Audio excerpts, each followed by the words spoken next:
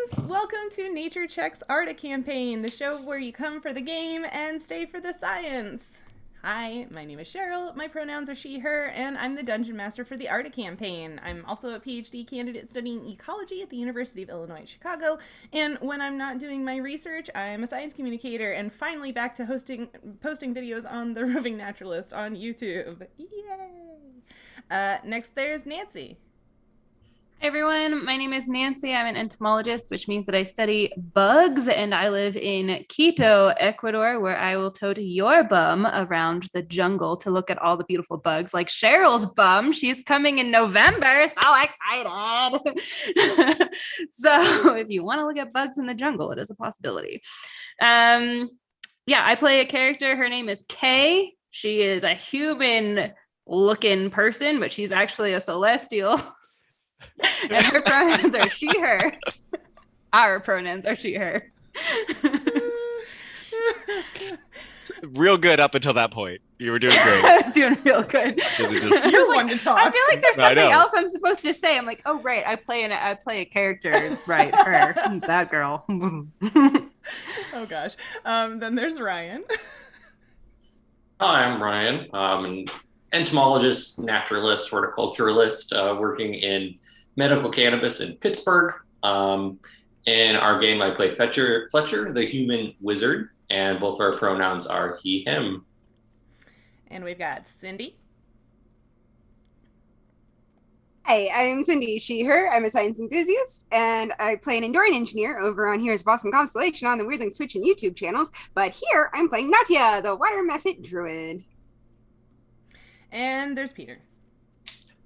I'm Peter. I'm an agricultural scientist, and I play Cedric, and he is a dwarfish young man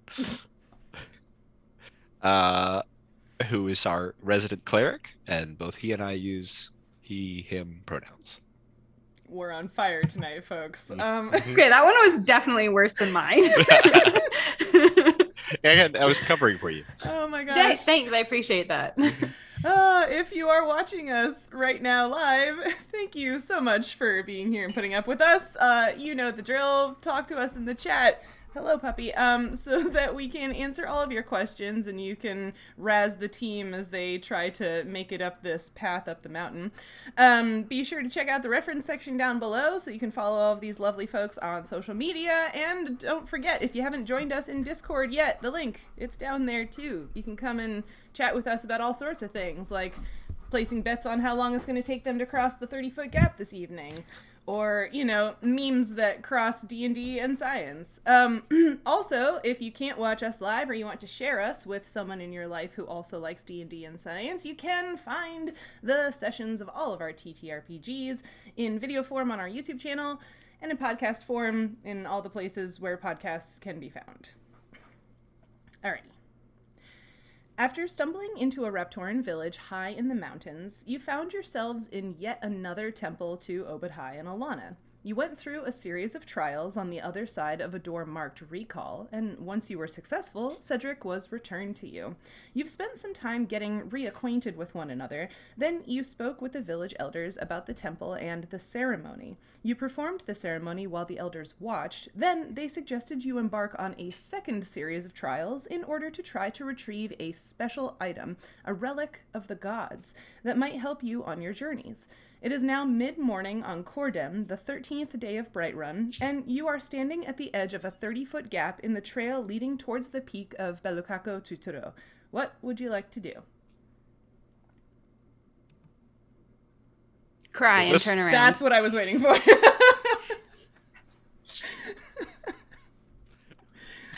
You can cry, but I don't think your friends want you to turn around. This looks familiar. 30 foot that way, No, it's that way. but not that way. Yes, it's horizontal, a 30-foot gap. Okay. And how far down is it? Oh, did I write that? Let's see. In my brain, it's infinite death. Death. Yeah. Far enough. Like Far enough to hurt real bad. like 40, 50 feet? Oh, that's not bad. We've Is probably that enough all to kill fallen you, or that is that far just like before. a broken arm? It depends on how many hit points you have. I'm gonna say And some nice. of us I think it would be okay, but some of us I think it might be real bad Like things. 50. And speaking from personal experience, depends on who you land on. That too. Yeah. You're So like, someone 50 who has a lot of 50 feet's hit nothing. Even though in real life, like starting at like 6 feet off the ground, you're in danger of like serious injury and death. At 6 feet. For sure. Yep. Yeah. Good thing we're all like Olympic gymnasts and know how to land properly. Mm-hmm. Mm-hmm. All right. So, Well, we who still have a remembers the whole bunch last of- chasm we crossed, and what was the way that we did it that worked the best?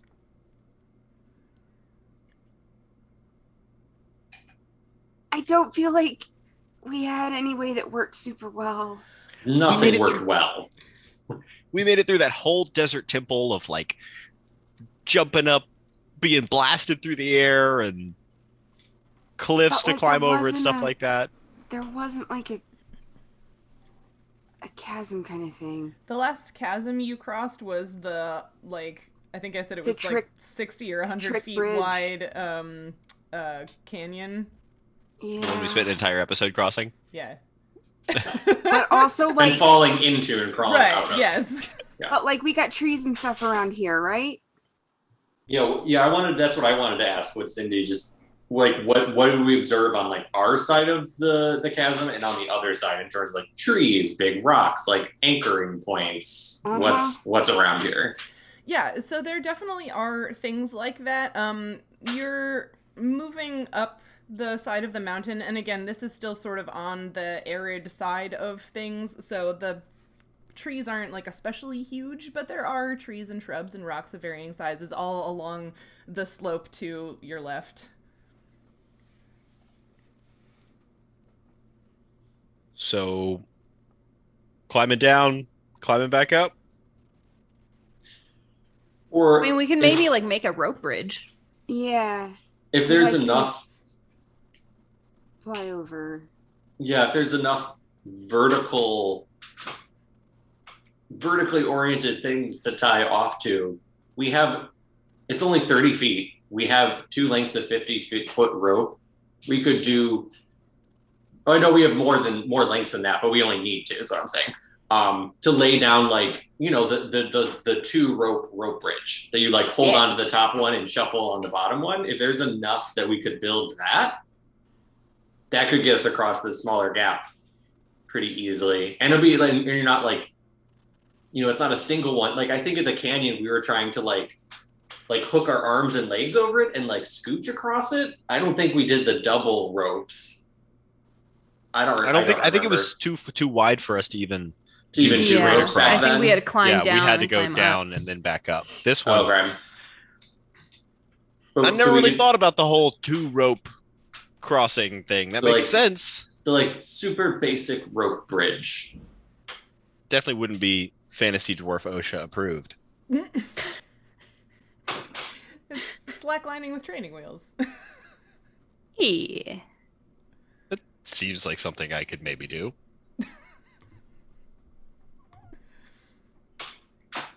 I mean, like, worst case scenario, you guys just have to resurrect me again, right?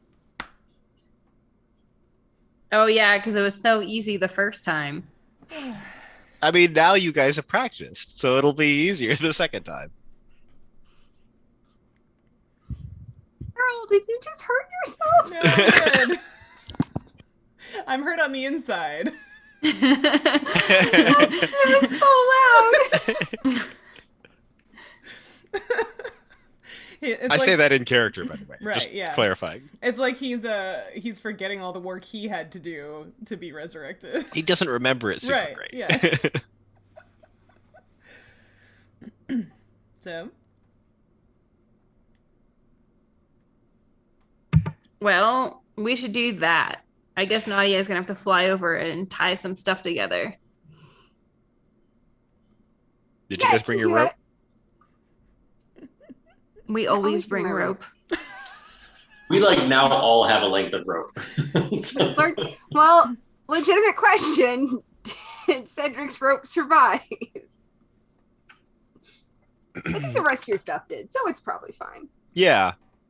Yeah, I think everything officially survived. Like, I did fall into acid water, but I don't think it, like, ate any of my stuff. My rope might be slightly not as good as everyone else's, but... Yeah, I can get started on that. You wanna use my rope? Sure. I've got rope. You've got rope. I'll give you one end, and I'll start tying the other end off to this tree over here. Yeah. While Fletcher finishes his thought. I was just gonna say, is Kay the best with ropes on our side of the chasm? Because I think she Yes. is. So Yeah. I vote for Kay to tie the knots on our side. I don't see why. I mean, I took classes as a child in how to tie knots. Sure, we're all equally good at it. But fine, if you want to tie the knot, go for it. I'll tie the knot. Okay. I'm assuming you want me to roll for that. Yeah, so you're tying the ends of both ropes? Yeah. Okay, yeah, so give me 2 use rope checks, and you can tell me which one is for the bottom rope and which one is for the top rope. I guess the bottom rope, I got a natural 20. So Okay. Reassuring. So that one is real good. I got 24 in the second one. Uh-huh, yeah. Cool. They be tied. Like, before you guys even, like, realize she's doing it, they're both tied off. Cedric gives you kind of like, he like looks at the knots kind of appraisingly, and then like looks at you and gives you like a good job. Yeah, see? I had to tie a lot of ropes because, we would like, Ozzy and I would like jump out of windows and stuff after we stole stuff to escape. So like, the rope had to be real good because it's really hard to run when you've like sprained your ankle after jumping out of a window. You know what I mean? Have we talked about you stealing stuff before? Now that you mention it, no, Stazzy. probably not. What I kind have of... money now, so I don't need to steal stuff. But also one hopes your morals would identify stealing as a thing that is wrong. I mean, I feel like it depends on the situation, right? Fair enough. And who's stealing? Like, is it some rich guy who has a lot of money already and is stealing? Like, that's pretty bad. Are you like a 9-year-old street kid who doesn't have food? Is it really that bad? Never really thought about it that way before. Yeah, we don't really grow mushrooms in the middle of the street, unlike apparently your caves where mushrooms just grow everywhere. So, like, yeah. It's weird because New Sanchester's pretty damp. I feel like you could probably grow mushrooms pretty good. I don't think 9-year-old me had the skill set. I don't think 17-year-old me has the skill set to grow mushrooms, to be honest. Fair enough. It is an art, really. Maybe you should teach me sometime. Then I could teach the other street kids how to grow mushrooms and they wouldn't have to steal for food. Yeah, I mean, if it'll prevent theft. Yeah, see, there you go. And Look, you can make a Starving difference in children. the world. All around good, right? Yeah, it sounds like a win-win. Mm-hmm.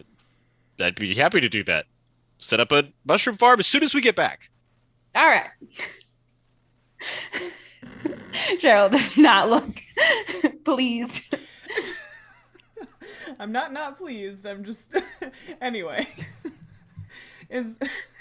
Was the plan that Nautia was going to tie the other 2 ends While off? this conversation is happening, Nadia is going over to the other side to do the thing with the rope. And you're We'll see still how this very goes. happy because it's drizzling rain. Oh, good. Yeah. All right. That was Well- a really long pause. You have one job, Nadia. One job. We'll say the top rope. Yeah, I did just say that because it's top and bottom rope. The top rope we'll say is a 17. Okay. And the other one is a 2. Cool. Awesome. Love that. Because I have no bonus on use rope. Neat. Okay. Unless it's with bindings, but I don't think we can say this is bindings. No. But Nautia flies the 2 ends of the ropes over and ties them off to some things and gives you big thumbs up.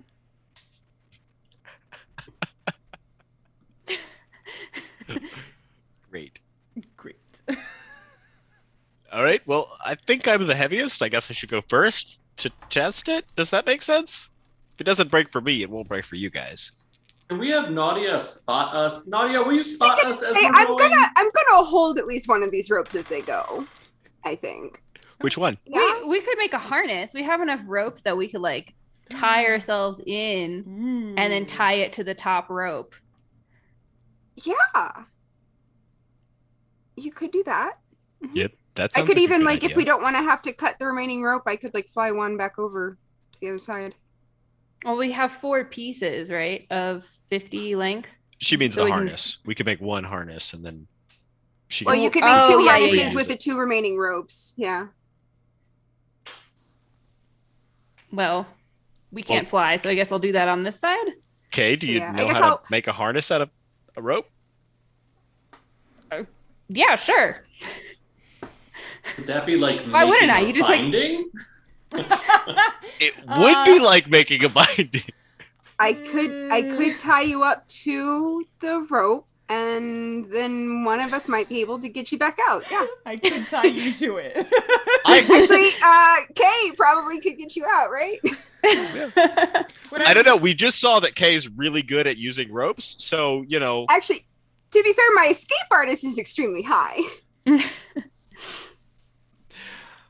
What I'm picturing right now is Nautia like tying you to the rope like a, you know, like a package or something, like, or like laundry, right? Where you just like pull, you know, and you just eat across. I wouldn't have any range of motion, but like I could tie you real good to that rope. Mhm. All right, so Actually, the with bindings bonus is not that high. okay. So who is making this harness, or are you not making one? I vote Kay does it, because I just saw her tie some super good knots on this tree over here. Nadia, I assume your knots are great, but I can't see them from over here. I guess I will make the harnesses. Am I making 2? Yeah, that sounds good. Do I do 2 rolls or just 1? Yeah, you can do 2 rolls. That'll be use rope again. 19 plus 6, 25. Okay. I like these dice. After they've made me die in the canyon, I abandoned them in the drawer for a while. I guess they got upset. Yeah, they just. These are your You canyon put them dice. in timeout. Yeah, and the other one's a 17. Okay, cool. So these harnesses are going around the person and then around the top rope. So it just like moves along with you. Is that what the like? Okay. Seems like a good Oh, idea. Nancy, I think you're muted. So if you slip and fall off the bottom rope or the bottom rope, it doesn't hold well. You're attached to one of the You ropes. are yeah. attached and will not fall into the chasm. Yeah. Kay has trust issues after nearly almost dying in the canyon. Yeah. No, it makes sense too, because then if you slip like your footing, you'd only be relying on like your hands on the top rope, and it gives you a little more support too to like get your feet back on. So I think that makes sense. That's a good idea. We do that here in the canopy walks, right? So there's like the canopy walk bridge, and then there's the line above you, and then they harness you into the top one as well. So if you slip and fall off of it, then you don't fall to your death from a 100-foot tree. Mm-hmm. What Safety! a good tour guide sales Safety. pitch that was. You won't fall to your death. Yeah, right? I'm like suddenly concerned after making you guys do all of this what she's gonna do to me in the jungle. But I heard Cedric volunteering to go first. Be glad to. Awesome. All right, so you put on your harness and make sure it's all looped and whatever this elaborate rope system thing is you guys have now. And I am gonna hold the top rope. okay. Just for added. Oh, okay. Yeah, for like tension. Since they are now harnessed to the top rope, I will hold the top rope. Sounds like a solid idea. All of a sudden, it's a lot saggier than it was. Yeah. Cedric, can you give me a balance check as you move across this tightrope thing? I can do that.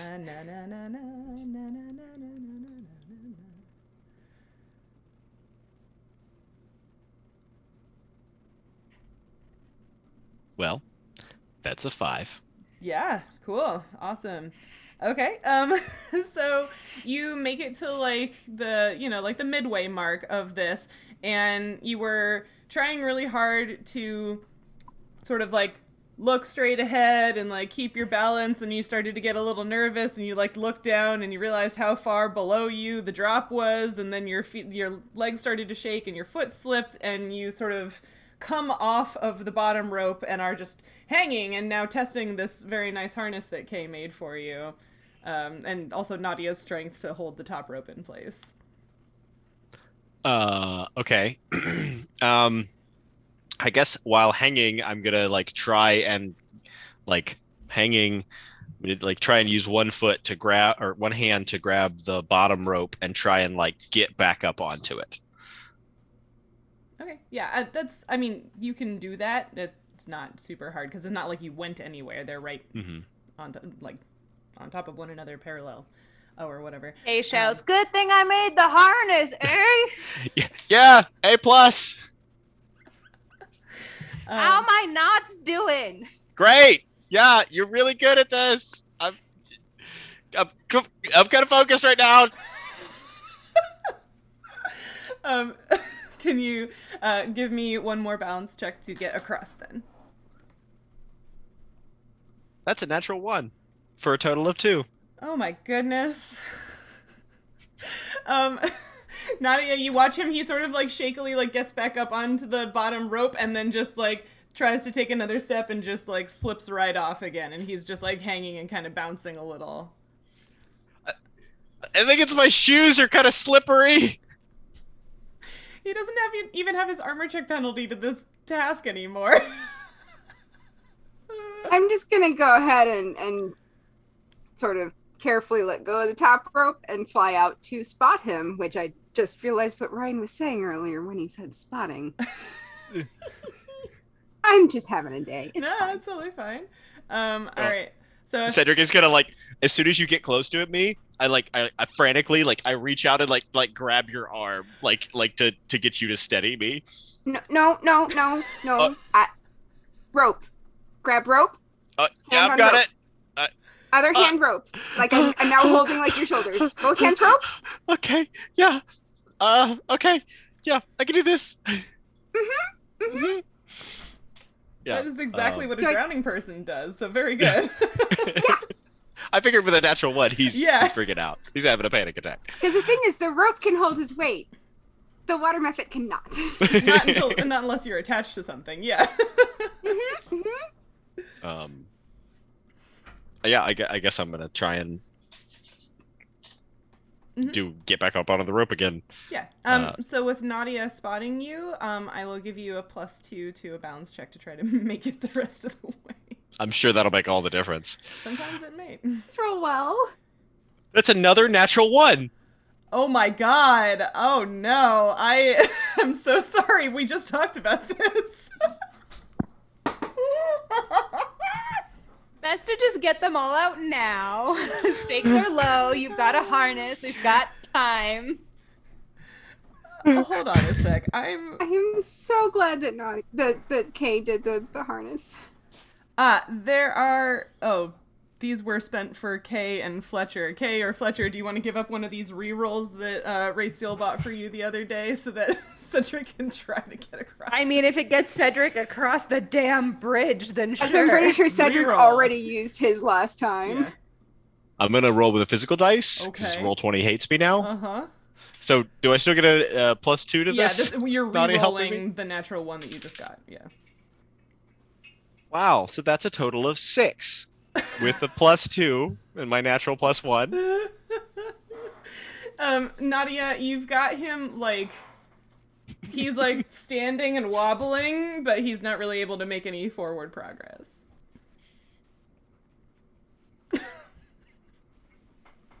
Yeah. And just hyperventilating. Okay, then I'm going to try to talk him down. You can do this. You can do this. It's just a little bit further. Breathe. Are you breathing? Breathe slower. Look, I just died. I don't want to die again. Yeah, All right, it was not a pleasant experience the first time. Look, Kay made you this nice harness. It's gonna be fine. You Sure, just great. Doing a No, great job. Just hang in here. Just freaking hang in here. Cedric, breathe. Please, please breathe. Slower. Okay. Why are these ropes so thin, so slippery? This is why I've never heard of this two rope thing before, because it's a terrible idea.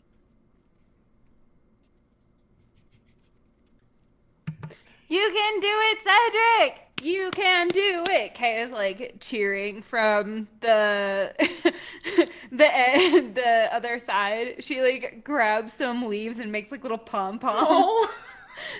You can do it! You're so close! Halfway! There are two ropes because they're small and slippery, okay? Okay?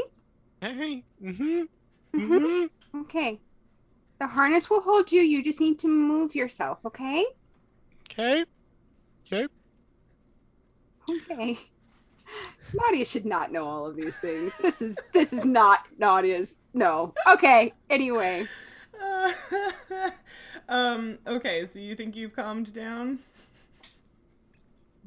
A little bit. Nautia, let's see. You're trying your best to sort of like give him a pep talk. Do you have a skill you think is useful for that?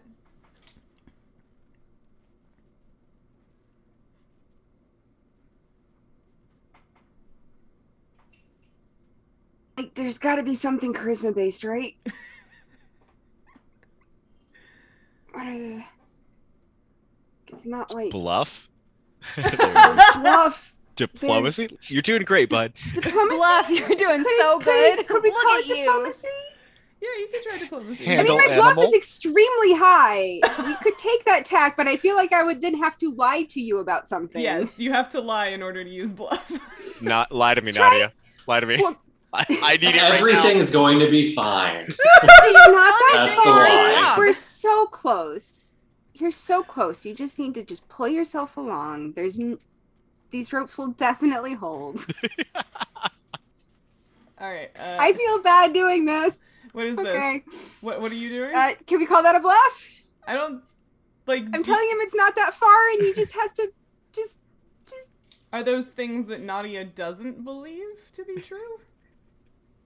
Like, I don't know if I would consider that a lie, because he is only 15 feet away from the other Let's side. call it diplomacy. Let's call it diplomacy. I still got pretty good Okay, diplomacy. diplomacy. Okay.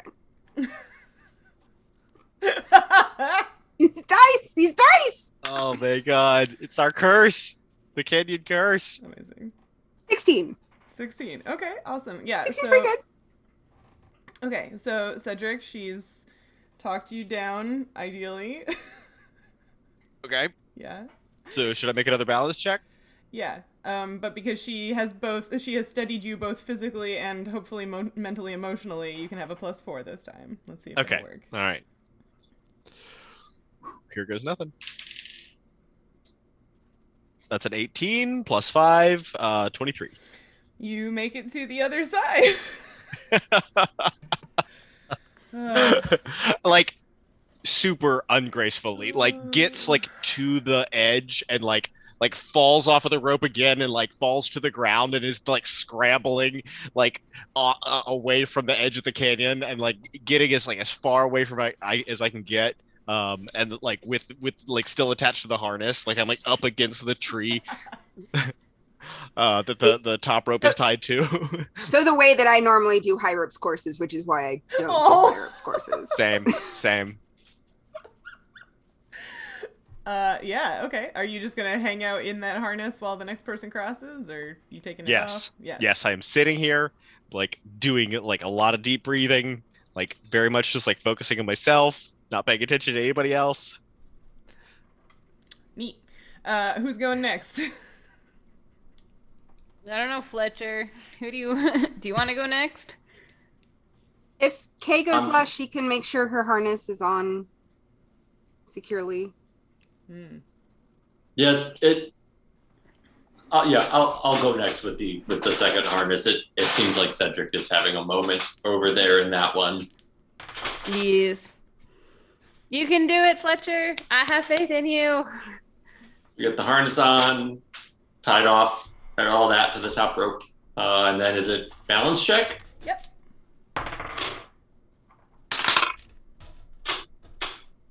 That is a 10 total. Well, it did hit my other dice. It didn't do its full roll. Should I count it or do a different roll? So I'm leaving it up to you because it ran into stuff. If it landed and it wasn't cocked, I think it's fine. Yeah. Okay, then it's 10. But yeah, it hit the other pile of dice. I was like, yeah, a 10 is totally fine. So you're doing pretty okay, making your way across, but man, there's something about the middle of this bridge.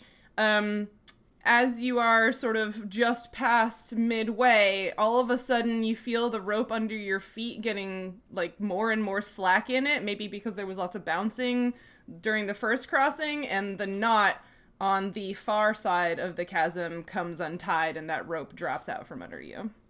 cool. I rolled So I've got the heart. Thanks for volunteering to go second, Fletcher. Well, yeah, I definitely. Patrick loosened it for you. When I feel the rope suddenly nothing under my feet anymore, also feel the equivalent drop of my stomach that there's nothing under me, but I basically like wrap my arms around the upper rope, so it's like I'm like putting my arms like around in the rope and with the harness, and I'm like, Nautia, rope, I'm there. please. I'm there. I'm right there. Yes. I will fly down, grab the rope, go back over, and retie it. Awesome. Cedric, like you retying it right next to him, so he's gonna like kind of pay it and like grab onto it and kind of like hold, like as you retie it, he's gonna then sit there and kind of like hold it. Just sit there and anchor it. That would be great. Nice. Mm-hmm. That used rope is a 14. Okay, cool. Yeah, so you retie it, and now Cedric is sort of making sure that it's gonna stay. Fletcher, you can sort of gingerly reset yourself on the rope. I'll like get my feet back up when I like can feel that I'm like I can actually like put some weight and kind of like stretch on it. Then I kind of undo some of the coils that I put the rope around my arms to keep being able to move. Yeah, absolutely. One more balance check. Okay. That's a 14. Okay. Yeah. You make it across to the other side just fine. Woo. It's okay. It's not that bad as long as the rope doesn't come out from under you. And then I will. That's good to know. We can get Fletcher out of his harness, and I'll take it back over to Kay. Yeah. Cool. All right, balance check. Mm-hmm.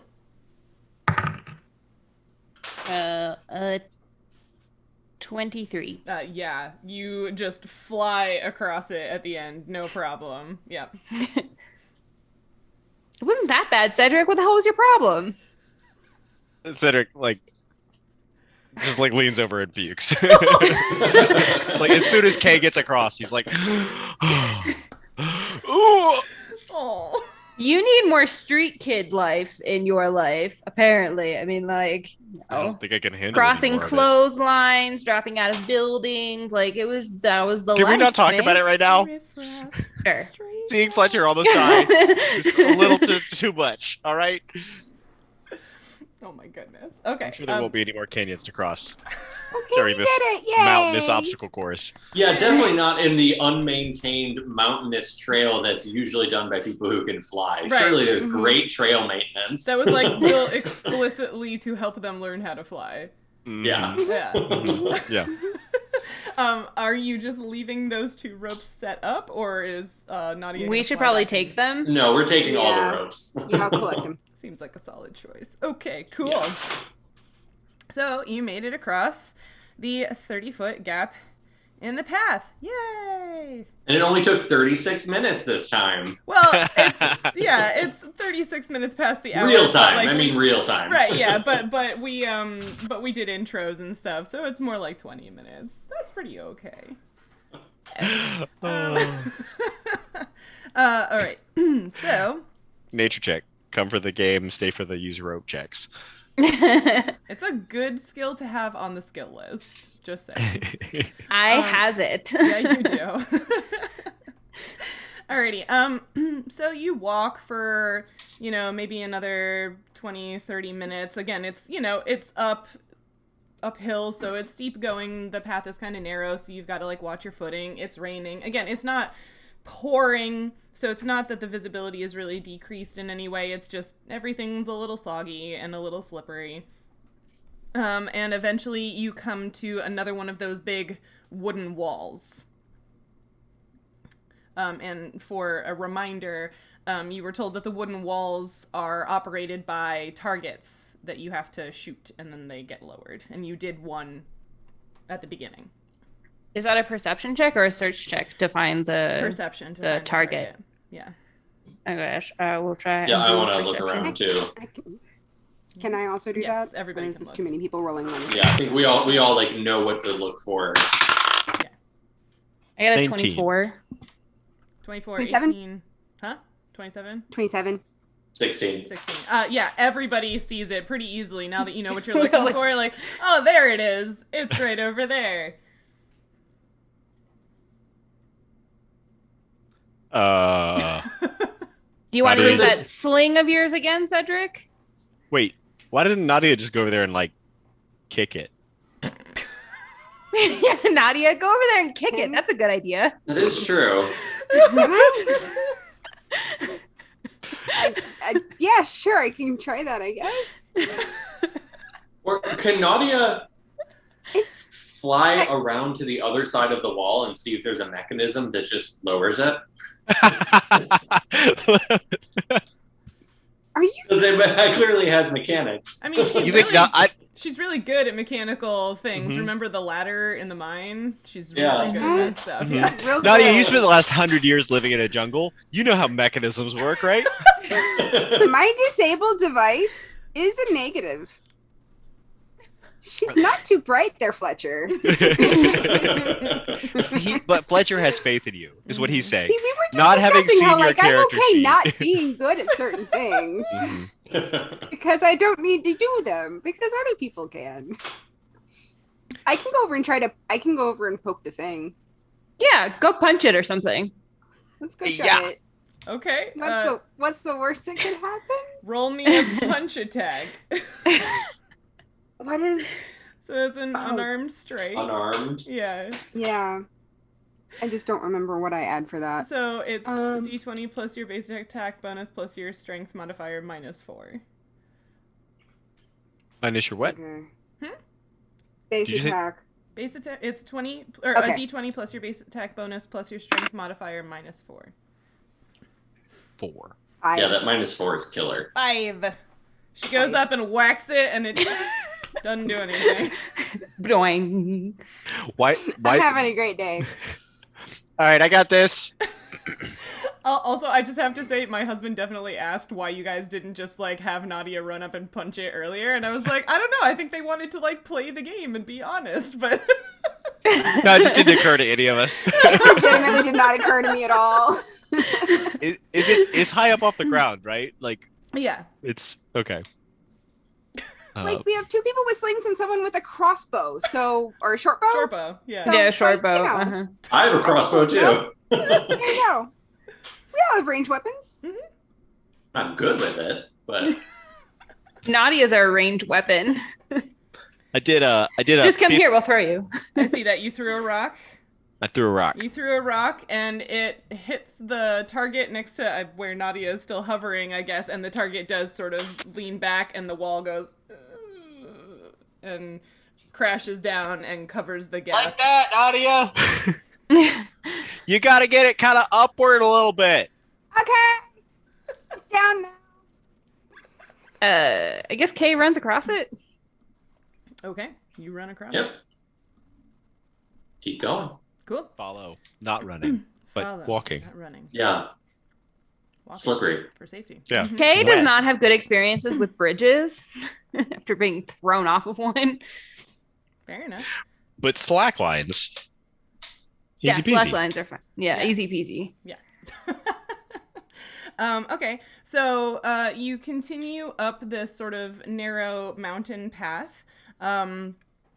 Is like we didn't really no, I think we did last time cover this, but who is sort of like leading this, or are you walking like 2 and 2, or is Nautia flying or whatever? Like, how are you approaching getting up this narrow path? Kay is not first. I feel like Nautia should go first because she can fly. Because obstacle course was built for Nautia. It makes sense for her to lead, like a flying Yeah. person. Yeah. But like I can like stay on my feet just to sort of look for like dangerous spots for them too. Everybody remember to keep eyes out for acorns too. Mm. So Nautia, you're walking, but you can fly if you need to, is what you're saying. Yeah. Okay, cool. Mhm. And are 'Cause you checking the path for them is only half useful if I'm not checking for loose gravel, basically. fair enough?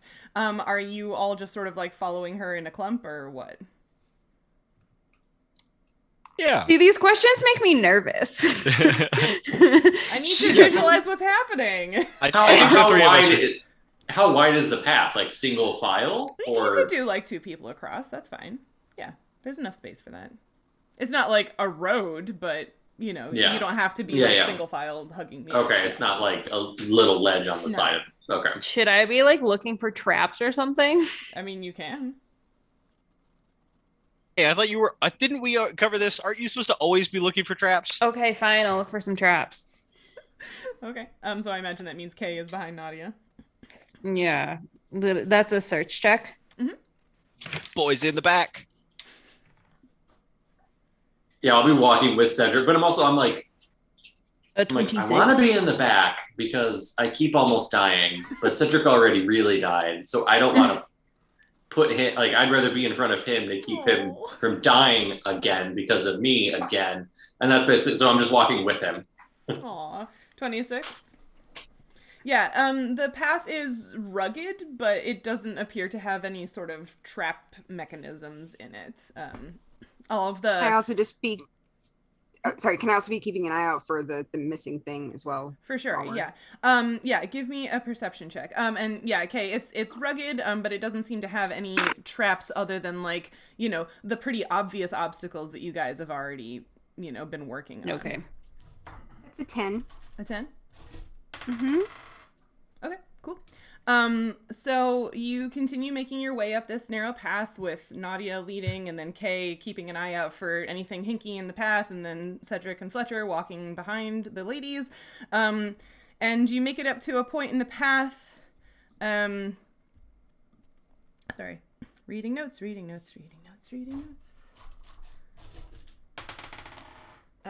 Okay. So that doesn't hit you, but Nautia, as you are making your way through up part of the path, all of a sudden something sort of lashes out from a crack in the rocks and tries to grab you, and you're able to dodge out of the way and maybe even up into the air a little bit right as it lashes out, but you didn't see it when you were perceiving or looking for the thing that you're supposed to be looking for. And I need you to roll initiative.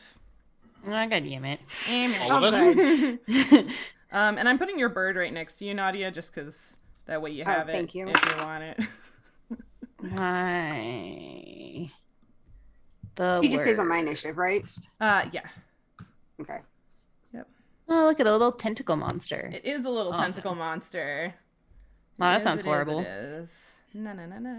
Man, we haven't battled in so long, I've like almost forgotten how. I know, I was right? asleep the last big one.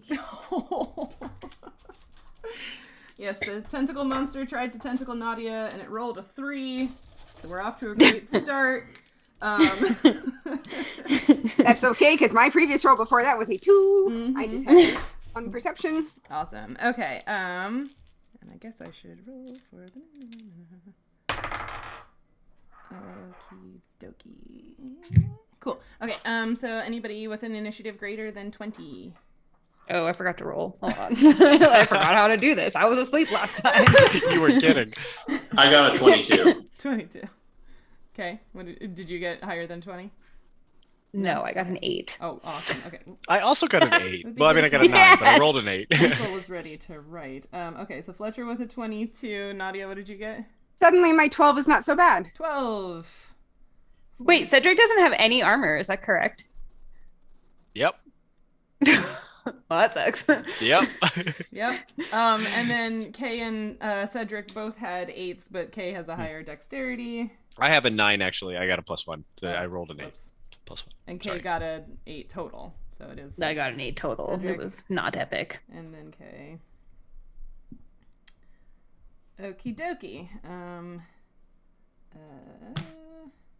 Okay, so Nautia, what you see, and Fletcher, you sort of see her dodge back out of the way and take a look at where, she's dodging from, and you see this kind of like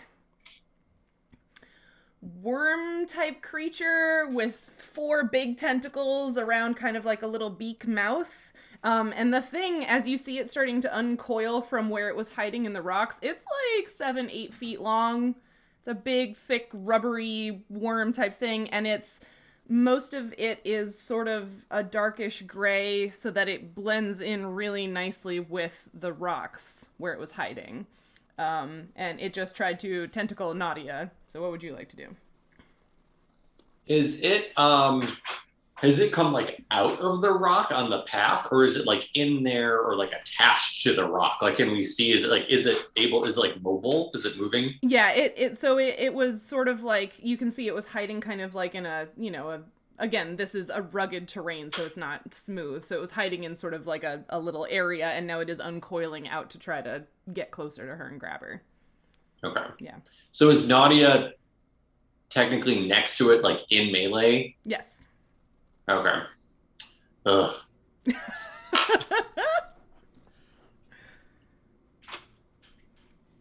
So rude. Well,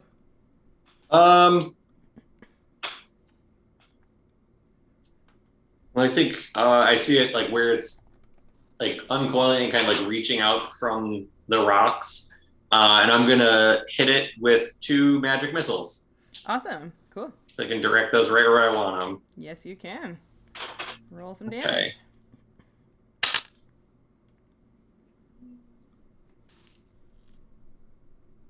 That's 6 damage total. 6 damage. You said that was 2 magic missiles, right?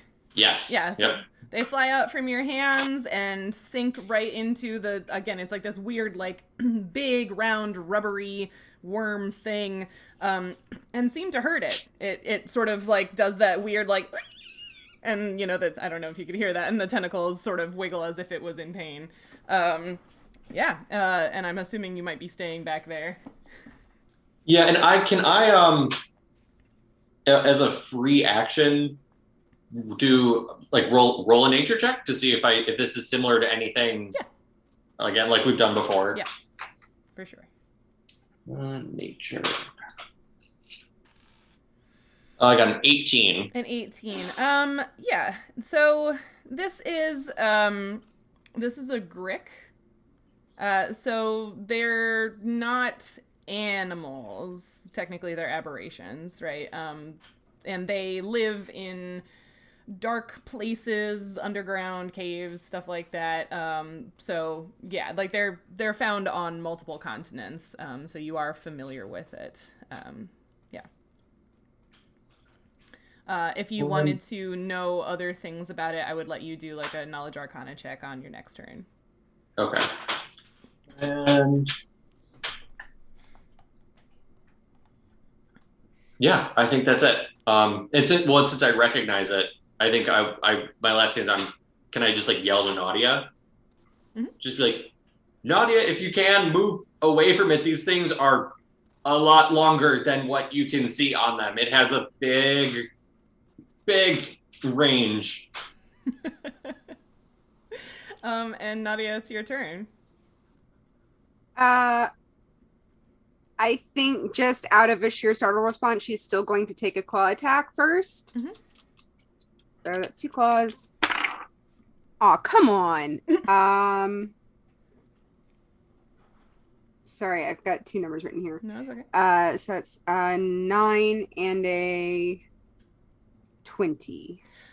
So with the 9, you sort of misjudge how far you have to reach. The 20, you do rake your claws across the rubbery exterior of this creature. It feels real weird. Alrighty. That's 5 points of damage. Okay. And as you do that, like, it's weird, because, like, you definitely hit it, and, like, you can feel your claws sinking in, but again, it's so rubbery that, like, they sink in, but it's really just sort of like they dent it and slide off. And Okay, so it doesn't feel like it really did damage anything. No. Cool. I am then, having heard Fletcher, going to go backwards Okay. a good bit. So it attack of opportunity. That is an 18. Yeah, that is. Okay. Such a long delay on that pain. I had to find it. I'm having a day. Okay, that's 4 points of tentacle slap damage. I don't know if it doesn't say what kind of damage, it just says tentacle. Anyway. Bludgeoning. That classic tentacle slap damage. Super Super effective It's against fire elemental, but weak to ice. All right, Cedric, you watched all that happen. There's this weird gray rubbery worm thing trying to grab Nautia. Yeah, I Nautia, standing... sorry, Nautia, were you moving away, or are you just up in the air now? Because your token is still there. But Cedric, keep going. All right, so standing like where I am, like 20 feet away, I want to swing my warhammer, and like as I do, create a spiritual version of my warhammer directly in front of this creature, try and smack it in the face. Nice. With a spiritual weapon. That is a natural 1. Oh no! Oh, buddy! Does that hit? No, it doesn't. 3 natural ones? Yep. Oh, Yep. man. Maybe I came back wrong, you guys. And at least 1 too, right? Yes, and 1 too. Oh my goodness. Oh no. Oh no. Audience, you gotta help Cedric out, I think. And I'm assuming that's it then. That's a cool move, though. Yeah, that's my standard action. I'm gonna stay there. Yeah, that's it. Cool. Is the reroll I had, was it specifically for like climbing and crossing gaps? No, it was actually spent last time, so you can use it on whatever. Okay. Yeah, it's can he use it? Yeah, you can donate it to Cedric. That's fine. You trust me not to get another 1? We'll see. That's No, a but no. the I do humans- not trust you. The human do your spirit is reroll. strong. If that's I got a 2.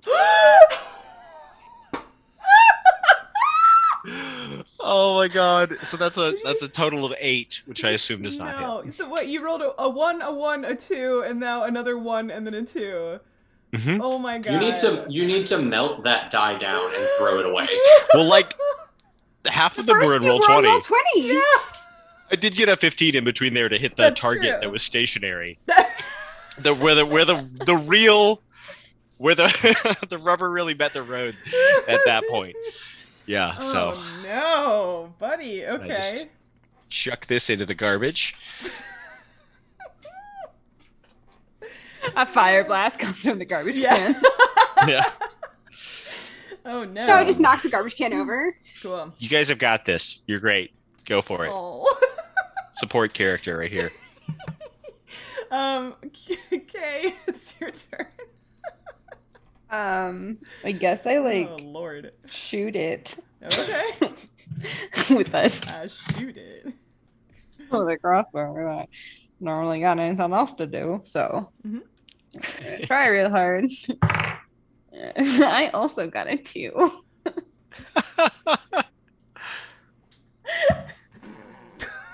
Next. I don't know what to say. This is Question is the thing like mobile or is it like stuck in the rock? it's mobile. It is uncoiling and starting to move. It's not like a sea pen or something where it's like anchored at the back. It is Okay. a worm. Yeah. I'm gonna back up, I guess. Okay. I don't know where. Can I go behind Cedric? I mean, there's more path behind him. Yeah. I just Perfect. I didn't put I'm more gonna go rocks. behind Okay. Cedric. Cool. Nautia, are you in the air or are you still on the ground? No, I'm in the air and sort of up away. Okay. How far up in the air?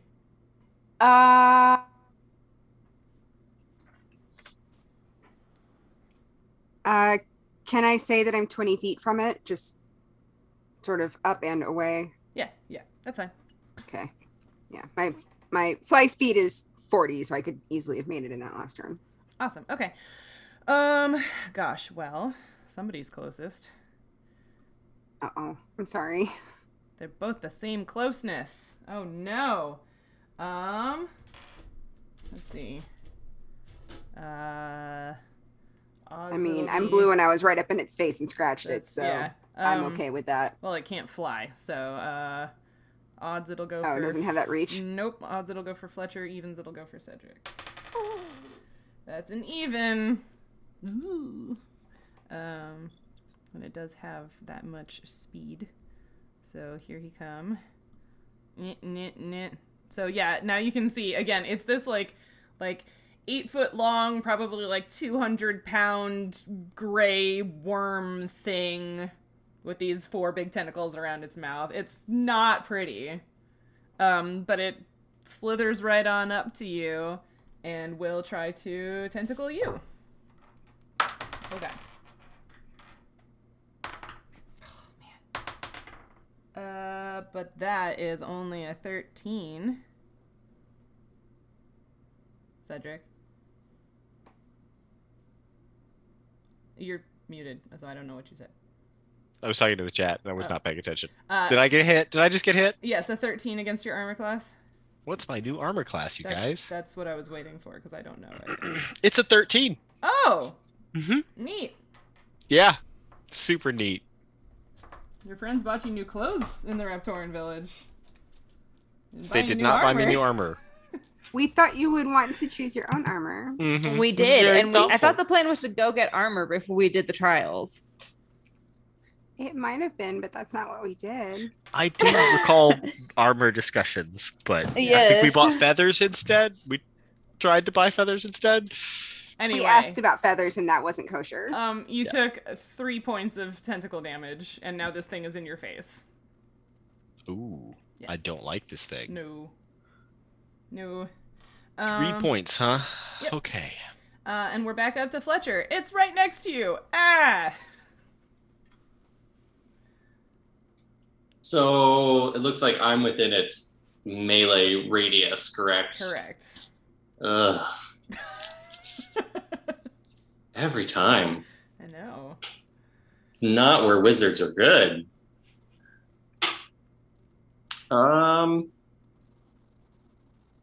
I don't really want to move away from it,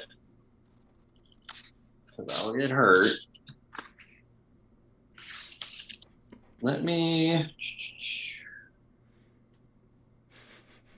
see. He wants to be a star.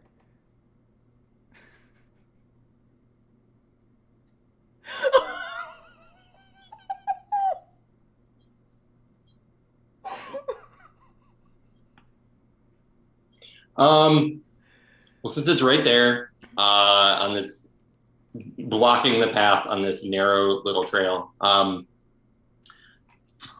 think I'm going to instead just put my hand on Cedric's shoulder, and say, hopefully this helps you a little bit and makes up for what you don't have anymore, and cast Mage Armor to give him +4 to his armor. So you have this nice little glow to your new shirt and everything, giving you a little magical protection. Well, he might. God, what are the rules for that? There it is. I need you to make... Well, let's see if it hits first. Because it gets an opportunity attack because you cast a spell. Oh, yeah. That's a natural 18 plus stuff. So it is going to...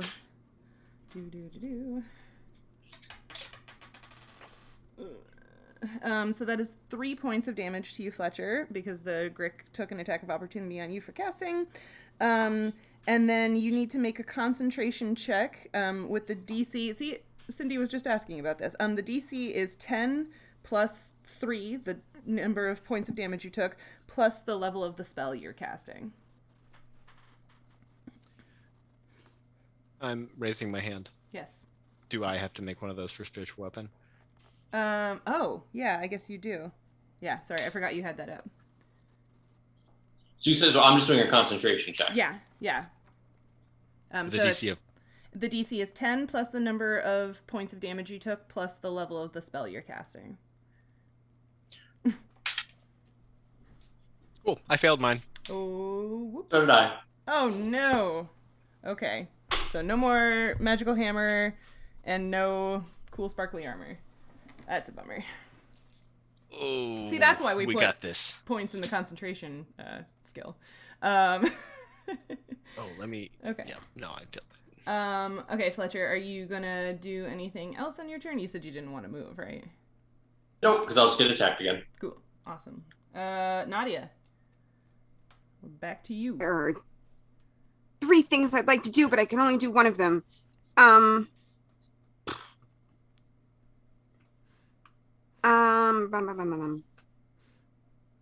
Yeah, I'll go ahead and do my special acidic blob on this one. It's one standard action. I can easily hit it. And what am I rolling? Oh my god, I just saw it. Sorry. That's okay. I can't remember what dice are. Okay. 2d4 acid damage plus I think it'll last. Yeah, and it'll last another round. It's a ranged touch attack, right?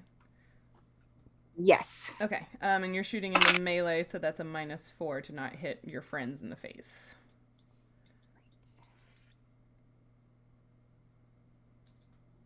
Or in the back, as the case might Or be. in the back, you know. Yeah. Ranged touch. Yeah, so it's just a ranged attack. So it's a ranged weapon attack. Okay. Yeah. Yeah. Why can I not find any of these right now? Okay, so it's Your dexterity plus your base attack. okay. Yeah. So that's and you said it was -4. 4. Yeah. So that's just an 11. Oh man, just barely missed it. Ugh. Yep. Cool. Bummer. Good use of that one. So your acidic blob splats into the ground, kind of like next to the worm. I mean, it's wiggling a lot. It makes sense. It's hard to hit. Yeah. Okay. Let's see. Okay, now we're up to Cedric again. I am actually. I think I'm gonna go sorry. ahead and move in a little bit closer. Okay. Just to make my squishy friends look less enticing. Okay, cool. Yeah. Closer as in like just closer but still up in the air, or are you coming down? Yes to which of those? Sorry, yes, closer, okay. but still up in the air. Okay, Yeah. okay. Got it. Cool. Cedric, yeah. I'm gonna hit it with my warhammer. Cool. Do it. I'm gonna Squish try to that hit it worm. with my warhammer. Squish that worm. 17. That hits, and you do 8 damage. Well, you try to do 8 damage. But your warhammer sort of bounces off of it like hitting a rubber band. So you did hit it, but you seem to not have damaged it. Man, wish that spiritual weapon was still up. Mm-hmm. It does magic damage. Yeah. How astute of you to suggest that. Kay, you ran behind Cedric. Suddenly that's not so safe. If I remember correctly, I have like a little like green stink bomby thing. You do! Yeah, and I was only instructed to not use it on fungus, if I remember correctly. That is correct. Gary, How do I use How do I use the stink bomb What thing? is it called again? Lord, I'm gonna. I don't remember. I didn't write it down. It's real my small. God. Hold on, I'm scrolling. Sorry, it was like small little That's doom. is it one that does stinky like thing. the cloud thing that I can also do? Because if that's the case, then that'll just make a bad day for everyone. I don't. Oh my god, I don't have it written down anymore. Oh no. Hold on a sec. Let me find it. Sorry, I suck. No, that's totally fine. Let me find what that object was.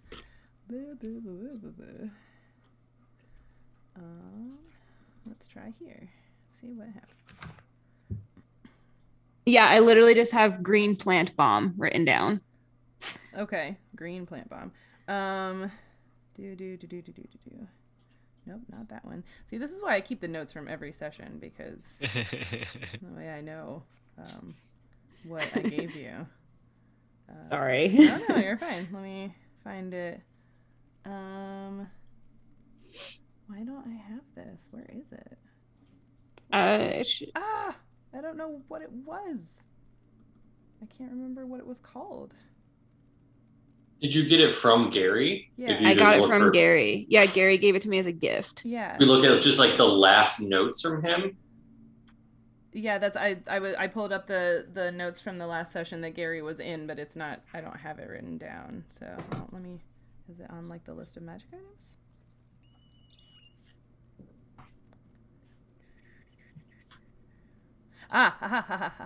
Okay. Found it. It's called a Blightstone. Yeah, cloud of fungal toxin. Yeah. Okay. You throw it with a range increment of 10 feet. So that's, it's in range for you to be able to throw it. A ranged touch attack. When it strikes its target or a hard surface, it deals no damage but explodes in a 10-foot radius burst of noxious vapors. This cloud of gas deals 5d6 points of damage to all plants and plant creatures in the area. Yeah, the plant bomb. See, my description was accurate. Yes. However, this is not a plant creature. Oh, it's not? No. You said it wasn't an animal. It's an It's aberration. an aberration, so it's not a plant or an animal. It's a It's magical monster thing. Yeah, sorry. Oh, I see. Okay. But now we remember you have one. Okay. What is it called? Blightstone. Okay. Yeah. All right. I have one. This thing is not a plant. No. Okay.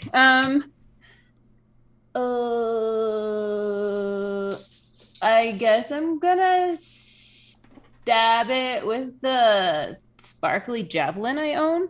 Okay. You. I don't know how to use a javelin. Right. Let's look that up. So clearly the most logical weapon to pick. I mean. It's sparkly, and I just You're just panicking. You just grab it. You're like, ah! pretty much because I like this thing is not a plant, and I watched Cedric and Nautia like physically damage it, and it did nothing. So now I'm like, I've got this sparkly thing I found in the dirt. It must be useful. Okay. Hold Panic stabbing is a good description for Kay. Yeah. Yeah, it's on brand. Okay. Let me. That's in here. Sorry, I'm going to move my microphone to get a book out from under it. Sorry. Okay. Yes, that is. Okay, so basically what you're going to do is throw the javelin, and it is a simple weapon, so you should be able to use it. And I'm looking up what it does. I am not looking up what it does. Where is it? But that's a ranged attack. You're muted again.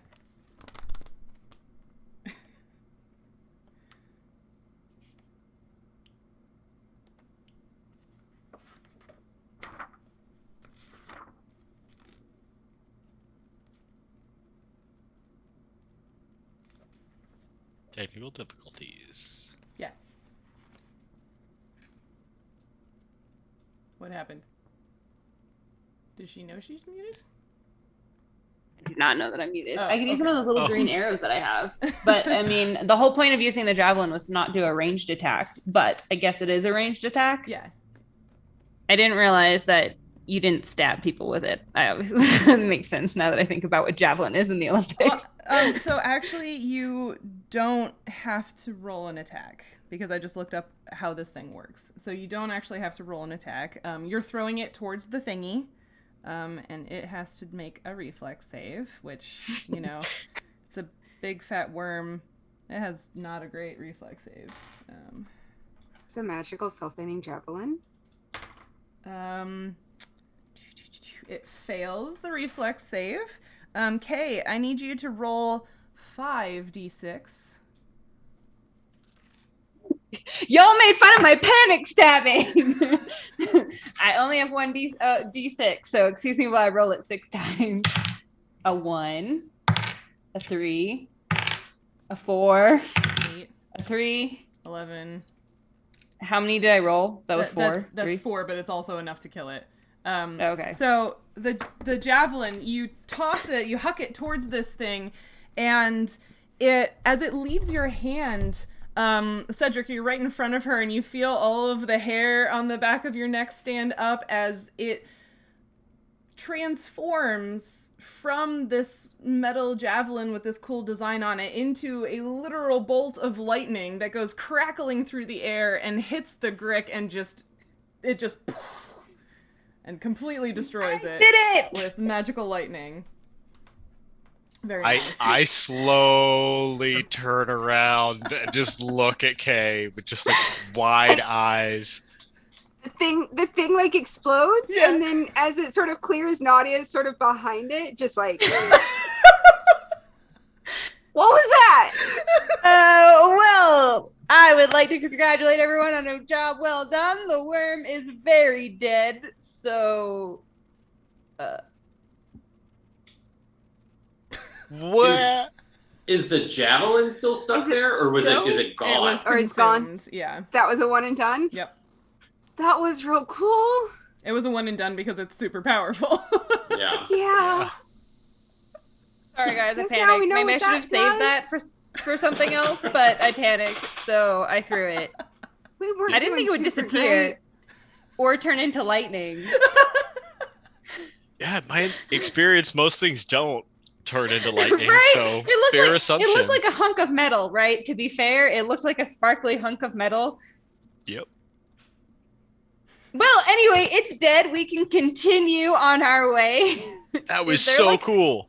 Is there like a husk of a dead worm, or is it like the whole thing is just disintegrated? bits. Kay just like Cedric like confidently, picks like- a bit off of his face. Yeah. Kay just like confidently steps over the puddle that was giant worm and just keeps walking forward. Cool. Awesome. Does that mean you're leading the on the ground group now? I guess so. Okay, cool. So you make it up to here, and everybody else can move themselves where they would like to be as you move forward.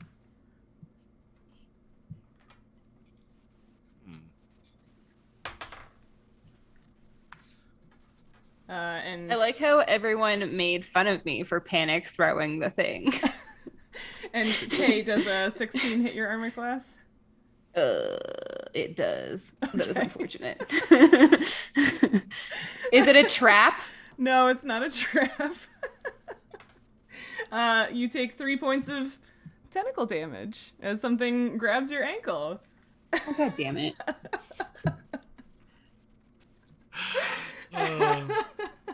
Hey guys. Mm-hmm. She just screams. Ah! There's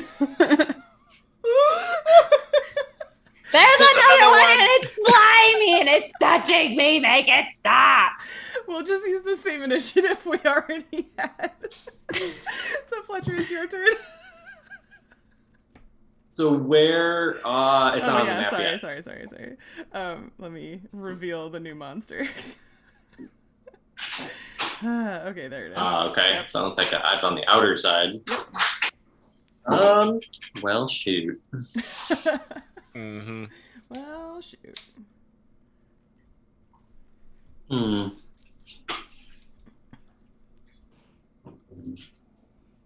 You say it grabbed Kay? I mean, for flavor, it's not that it like actually like has a hold of her. She's not grappling. Oh, or okay. anything. Yeah, no. Okay. And I won't do that.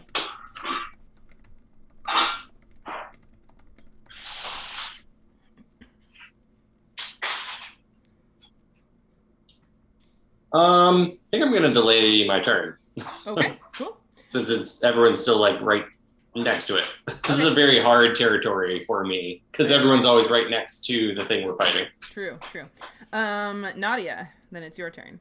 You can see Then this thing on I'm the ground. going to sort of pop up over Kay and then sort of over her head, use my breath weapon, which is a 15-foot cone of caustic liquid, which I will obviously aim to not hit Kay. Nice. And you need a reflex, DC 13. Okie dokie. Let's see. Oh, no, that was a natural 3. Neat. Take 7 points of damage, please. 7 acid points damage. of acid damage. It doesn't look great. The, like, once, very nicely camouflaged with the rock skin now has all of these sort of, like, weird discolored spots on it. Doesn't look great. Cedric, there's another one. Guess I'm gonna run forward, hit it with my warhammer, or try. That's a 17. That hits. All right. 8 damage. It bounces off again.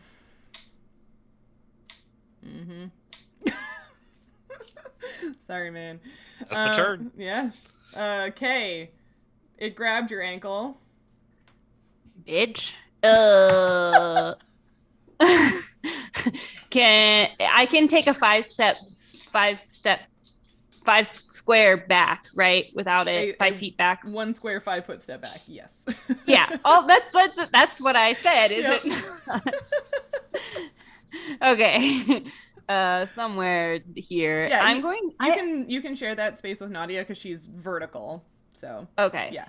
I'm going to shoot it. I have a green arrow that I think does things. Yeah, you do. Let's pull out all I the do. fun toys. I know. I'm going to try and use the green arrow that does the thing. Yeah. And I'm not shooting. Am I shooting into melee? I mean, I'm shooting. Like its butt is not in melee. Name for its butt. Like just the front end. It's 8 feet. Just the front end is tickling Cedric. I'll let you do it at a -2. Okay. Sounds fair. All right. Well, that missed. That was depressing. It missed. Yes, I got a 8. Oh, bummer. Okay. So Wait, I have a reroll, don't I? Do you? I thought there was just. I thought I had 2, and then I gave 1 to Cedric. Let's. There's a reroll for Nautia, and there's a let's give an extra action to anyone who would like it. So I will let you use that as a reroll if you want. I'm gonna try and reroll. I will not let you down.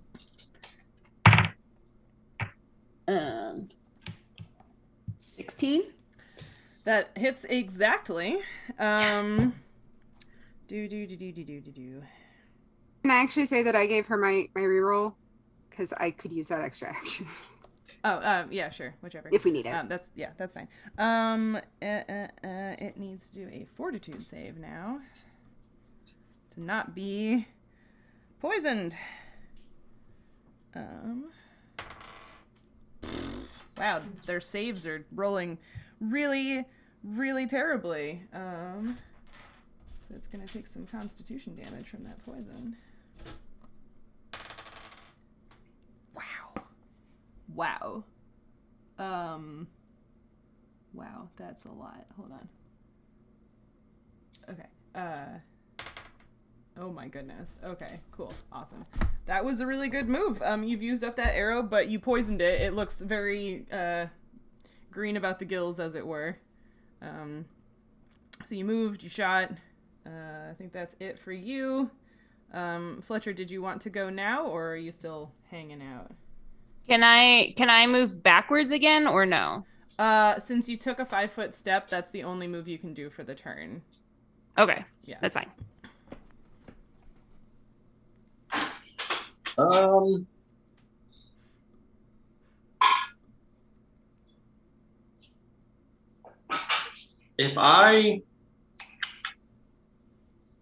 if you prepare a spell to hold it, and combat ends, you don't want to use it, does it still count as using the spell? Like if you like prepare a like ray of frost, but you don't end up like holding it to use it, but then you don't use it. Can you like? You were just holding your action, weren't you? Yeah. Or does that mean you have to hold the action? He's asking if he can like hold a spell, but then like if he doesn't use it, I think it gets lost because you've done most of the casting, and it's basically that's like, what I figured. You're just releasing it at that point, right? Yeah, it's like charging it up in your hand, and then yeah.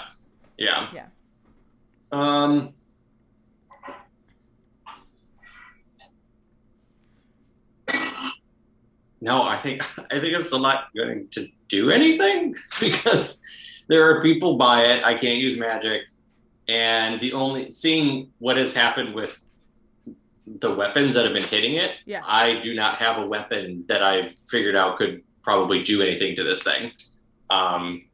So there's not really anything I can do safely. Fair enough.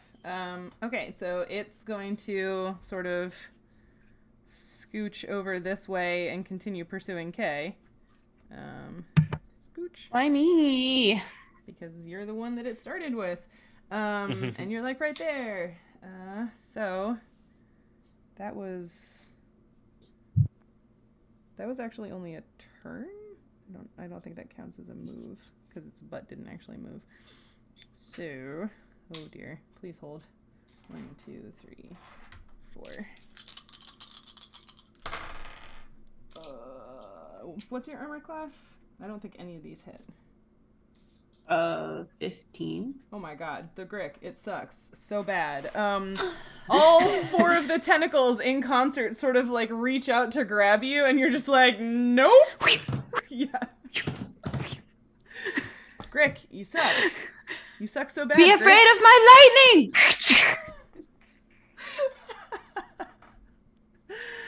Okay, well, it completely wasted its turn. Nautia.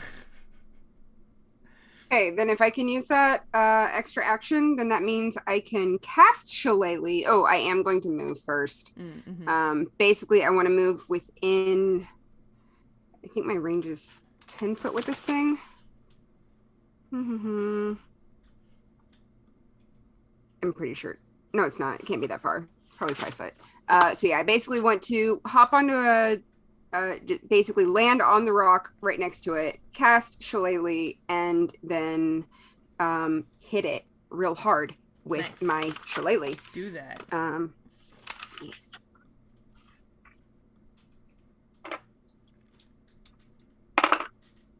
That's a natural 20. Ooh, roll again to confirm. Nice. 2. But it's +9, so 11. But that was too low. That doesn't confirm, but it is. No, it is but it's still a 20. It's still 29. Yeah, so it's still a hit. And then I'm gonna hit it for. Come on. 5. 5 points. 5 points, but it's magical. That was exactly enough. You whack it, and it just sort of like goes all limp and rubbery on the ground. Yay! Yes. Goodbye, Grick. Woo! Okay, everybody, let's look ahead of us on the path instead of just walking. Yeah, can I pop up higher and do a perception check? Yeah, go for it. Yeah, I want to like look, searching, like looking down the path to see if I can. Now that we've encountered 2 of these, see if I can like recognize anything. Yeah. That was a natural 1 on the perception check. That's a bummer. You're still all amped up about using Shillelagh and getting the kill. Yeah, 23. 23. Fletcher, you do spy hanging out in the rocks. It's doing its best to look like one, but now that you know what you're looking for, you can see one more Grick up the pathway a little bit.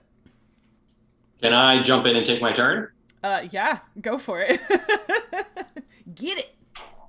I'm gonna try casting a scorching ray at it. Okay. It's a ranged touch attack. Oh my goodness. Okay. Sarah, you're so mean, but I'm redeeming it now. 15. Does that hit? As ranged touch? As a ranged touch attack. Yes, it does hit Okay. it. Roll your damage. You're also going to be afraid of it until the end of your next turn. Like, What? you have the frightened condition against the Grick until the end of your next turn because Sarah asked me to roll on the wild magic table. Oh wait, it says No the feather nearest... beard for you. I'm sorry, it says the nearest creature. That's Cedric. Which is K. It's Cedric.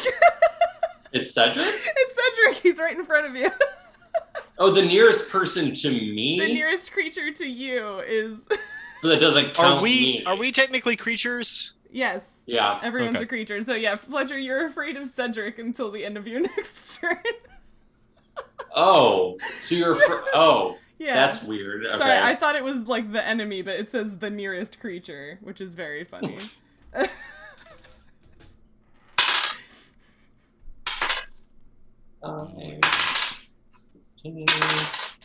17 fire damage.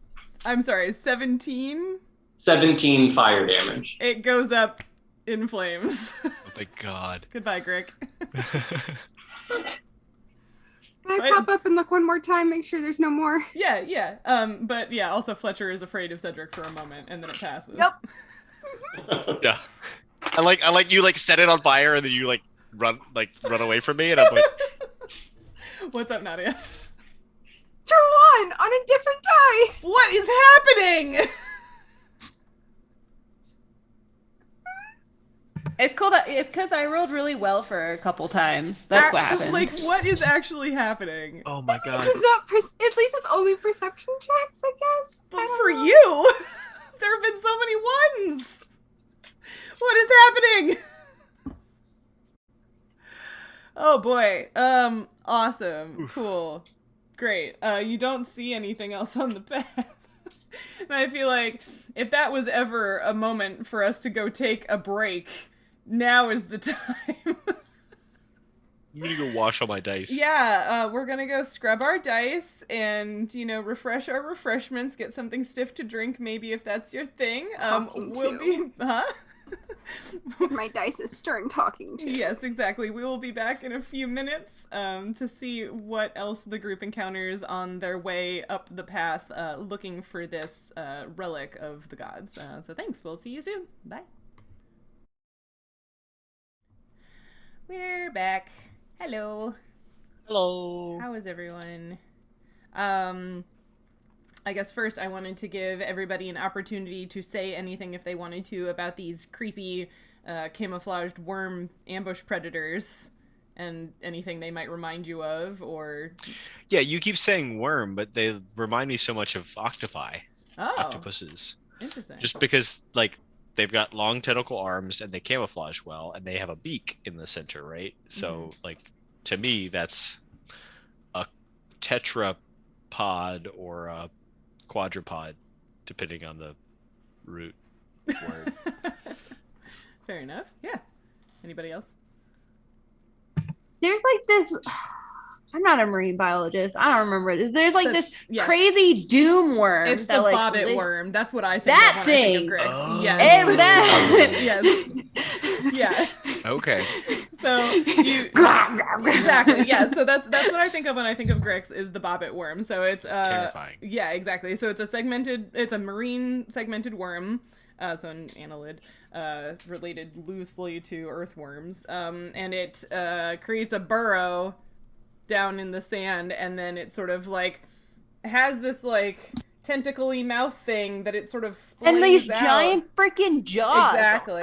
Yeah, and it just sort of splays it out, these tentacles and waits, and when food comes by, it just launches itself up out of the hole and grabs the food with these tentacles and these crazy mandibles and drags whatever unfortunate fish it caught back down into its hole. And they're so fast.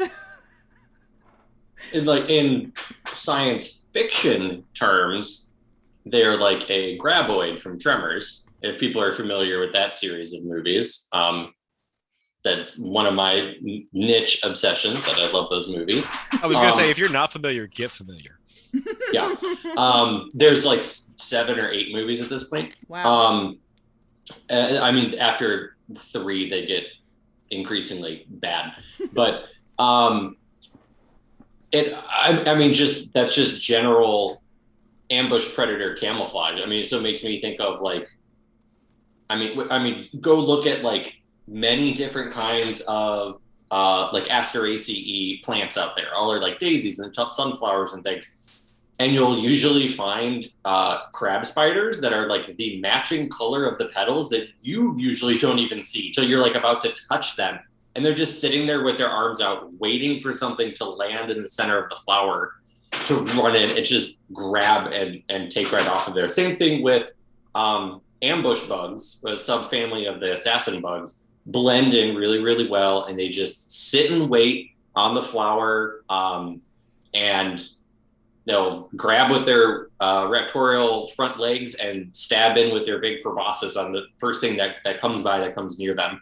So it's just a cool, I mean, you talk about that, like it's a cool hunting tactic for everything. Like tigers blend into like the dappled shade sun, like grasses and things that they're in. Like it's just a really cool general strategy that showed up in everything, like every group of animals. Yeah, I love that you mentioned the crab spiders and the ambush bug because I now have 2 series of photos on my Instagram, one from last summer where I found a crab spider and one this summer where I found the ambush bug, and both times they had caught a honeybee. And the reason I noticed was because there was this honeybee like just sort of like being very still on a flower, and I was like, that's not how they work. And then you get a little closer and there's the tiny little predator. Amazing. They're so cool. There's, I think, a type of ambush bug. I mean, it's obvious, it's definitely like an assassin bug of some sort, but I don't remember if it's actually in the subfamily of the ambush bugs. But it covers itself in sawdust. It lives in the Amazon. It covers itself in sawdust from rotting wood and then just like sits there and eats whatever comes by, like termites and ants and stuff. But it actually has this really complicated behavior of like sticking the sawdust all over its body. And when you pick it up, it looks like a little crawling bit of sawdust. It's absolutely amazing. Yeah, any of the predatory bugs that cover themselves in like schmutz, whether it's like lichen that they've collected or like the lacewings. I feel like Ryan is saying that's exactly what it was. When Nancy said that, I was going to bring up the lacewing larvae that cover themselves in like either like leaf litter or lichen or little bits of moss. They just like can move real slow and just kind of look like, you know, the hapless little aphid surroundings until they're stabbed from both sides with sickle mandibles. My favorite are the lacewing larvae that clip the wool off the woolly aphids and then cover themselves in it. Yeah. And so they escape ant detection. So they're literally a wolf in sheep's clothing. And there was a study done on them that shows that they will actively clip the wool off of them before eating. So if they're naked, they will cover themselves before they eat. It's crazy. It's only blight. I mean, and that reminds me of the assassin bug that covers itself in dead ants to do like the same thing, right? It's like it eats ants and it takes the ants that it's killed and it's like, you know, wearing buckskin to go deer hunting or something like that. You're like, now I smell like an ant. I believe I read the study on that, and actually its main predator is jumping spiders, and the more dead ants it has on its back, the less it looks like food to the jumping spiders. Huh. That's cool. But yeah, it's really interesting. So it's not so that it can lure prey, it's so that it can avoid being prey. Yeah.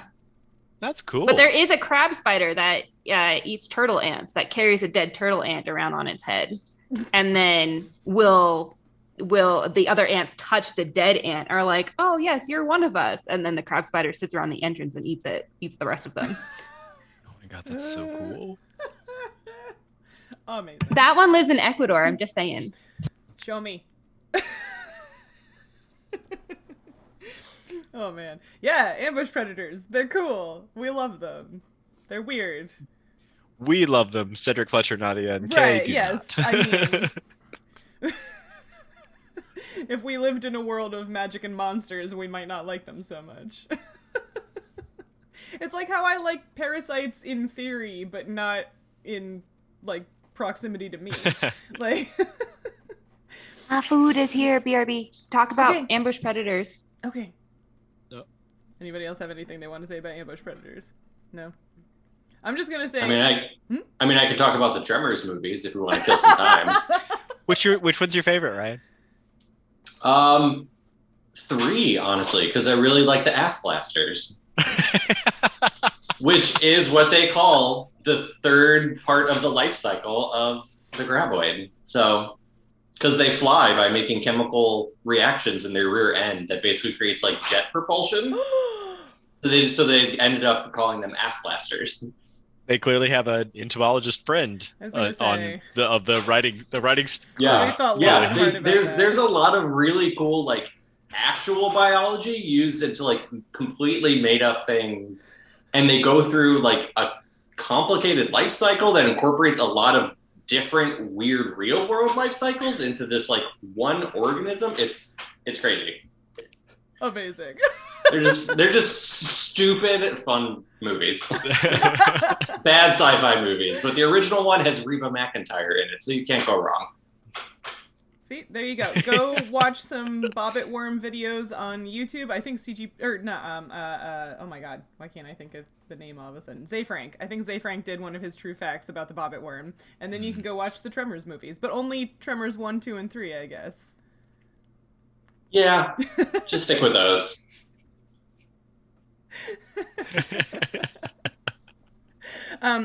Sarah has something to add. Ambush predators will usually not pursue their prey if they miss. Some snakes are a good example. That is a good point. So for the Grix, they will pursue the prey, not to, like, you know, they won't just, like, keep chasing you if you run away, but they will try to keep working at it. And then it says, so there were 3 of them on this path, but they don't work together. So the other 2 did not come out of hiding to be opportunistic while you were fighting the first one because you hadn't come close enough to them. They don't work together. So if you had awoken multiple of them at the same time, if one of you had like gotten grappled or gone unconscious or whatever, whichever Grick had you would just started dragging you away. Like, you know, they don't hang out with their friends or help their friends or anything. It's just like, once I've got food, I'm leaving. Right, and that makes sense energetically. Exactly. Like their style is to use, they don't eat very often, and so they might not be successful all the time, but they barely move. So they're using the least energy possible. Whereas then you look at like super active predators that are constantly running around, they have to eat far more often to sustain that hunting style. So that's a cool like reflection of the ambush style with them. Yeah. See, that's why I like the monster manual, because like whoever wrote the entries for these monsters, like sometimes they put some cool like thought into it, like you said about Tremors, right? Like using a little real world biology makes the monsters more believable. Yeah. Well, Nancy's back with her food. Perfect. So you continue up the path past where you fought these weird rubbery worm things. And just past that... Oh, yes. I just want to say, while we're like in that area and as we walk, I don't know if we talked about this last time, if we need to always say when we wanted to check for the satchel with the acorns in it, but... Oh, yeah. I was like, if this is an area where these hang out, maybe something happened to the person who had them while they were here, so I want to like look around, like if they got scared or caught or something, maybe they dropped it. Yeah, so I have your passive perception, or your perception bonuses or your search bonuses or whatever written down on this paper. So I was sort of using that as like a passive one. But if there's any time that you'd like to like actively search, so basically like roll to see if you could get higher than your passive kind of thing, you can certainly do that. Yeah. Okay, I'd like to do that in this area. Okay, so right in this pathway? Yeah, go ahead. Yeah. Give me a search. It's only... Oh, you say search or perception? Either.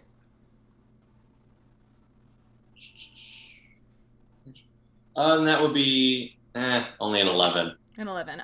Yeah, so you don't see anything in this area, but you do notice that just sort of past where the Grix were hanging out on this path, there appears to be a little bit of like a cave opening in the side of the hill. So you could go investigate in there if you so desired. I'm going to point that out to everybody. Like, there's... Up ahead, there's a A little indent, a cave somewhere. Maybe people rest while they're doing this up ahead. I mean, Okay. I can I Or wouldn't maybe mind they get that. eaten. I wouldn't mind getting out of the rain for a minute. I'm kind of soaked through. And in my white shirt, it's very much just like... It's not a White t-shirt white- contest. It's not a white shirt anymore. They're natural fiber colors. Oh, Both your okay. shirt and your pants. Because I think Kay bought the black Natural fiber dye colors. for your pants, but hasn't actually dyed them yet. Yeah. in my off-white Yeah. brown Yeah. shirt. That. Your khakis. Yeah. Khakis. So it sounds like you'd like to go into this little bit of a cave to see what you can see and get out of the rain for a moment. So inside this cave, it's not huge, but yeah, it's enough that all four of you can fit in here comfortably and move around. It's not that tight. And it's got a few odds and ends of like fur and leather in it, you know, like maybe some things to like sit on or like cloaky type things. There's also a small stack of firewood and a stone fire ring with like some ashes in it. If you would like to investigate the cave further, you certainly can. Yeah, I want to take a look around. I will. Okay. Give me search checks then. Search. Mm-hmm. Sorry. 8. 22. 8 and 22. Okay, Kay, you notice as you're just sort of like scoping out the cave, there is a little like... Well, little. There's kind of like a crack in the wall in the back, and you sort of like, you know, kind of stick your arm in there and sort of like look around, because you can see. That seems like a bad idea. Well, you can see in the dark, so you were able to like check it first. There's stuff in there, and you're able to pull out a little bundle of stuff, and you imagine as you're pulling it out that like maybe those Grick worm things like would pull their victims back in here, and this might be stuff left over, because you find a little leather pouch, a foot bow, so one of the bows that you'd seen the Raptorans using, some leather armor, yeah, that's it, sorry, leather armor, a foot bow, and a little leather pouch. Can I open the little leather pouch? Yeah. Inside there are 3 rocks.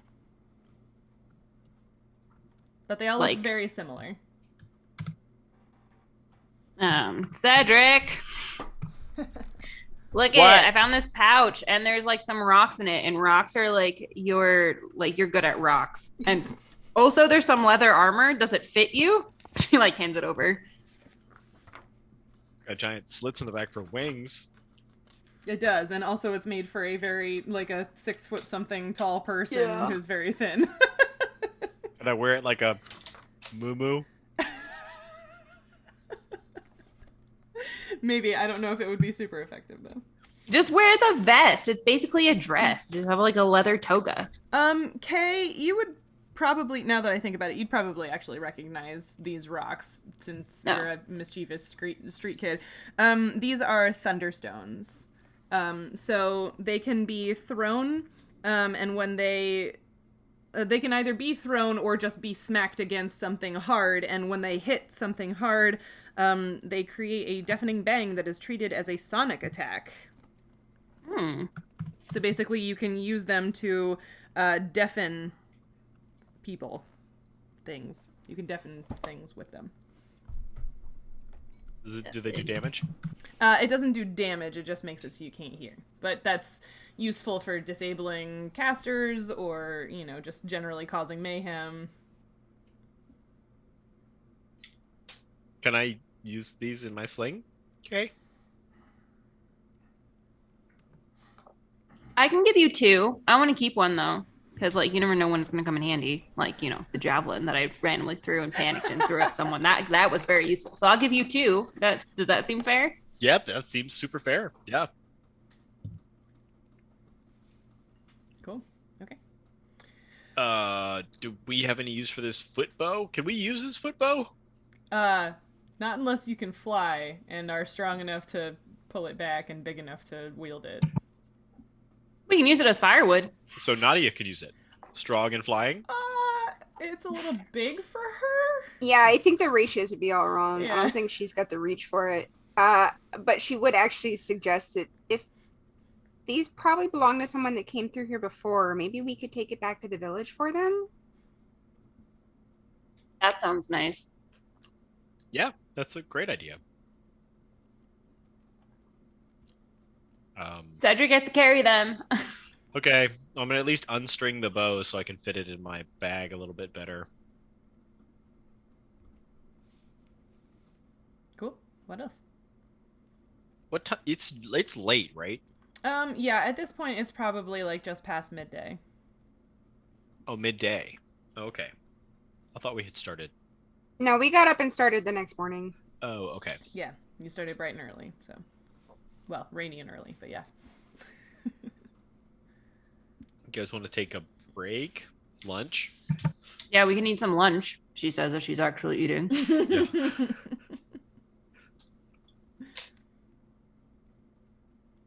Okay. Okay. Is there wood in the place where there were fires before, or would we? There's need a wood? little stack of firewood next to the ring, yeah. Okay. And it's not wet, right? Because it's been inside this little Exactly. alcove. Yep. All right, I'm gonna stack a little bit up and use my flint and steel just to start a little fire, so we can at least, even if it's only like 30 minutes, take a rest and warm up. Even though Nautia will probably still want to stand out in the rain. Yeah, I was gonna say if I have not been out in the rain long enough to heal back up, then I would go sit out in the rain long enough to heal back up. Yeah, it'll take a few more minutes, but I think you're good. Yeah. Fletcher, Kay, how are you guys feeling right now? Did you guys take any big hits from those? I feel pretty good. I feel like the big one that was going to hit me, I like expertly dodged like a ninja. Yeah, that's kind of your thing. I mean, I don't know what a ninja is, but you are good at dodging. Is that like a street kid thing? Yeah, definitely like a street kid thing. Mm-hmm. I don't know. Yeah, 'cause, like, the cool slang, kids use these days. I don't really know what a ninja is either, but Azzy would talk about them. So he'd always say, like, you're like a ninja. Everybody's got a high school friend who's into ninjas. Right? Everyone has a high school friend who's into ninjas.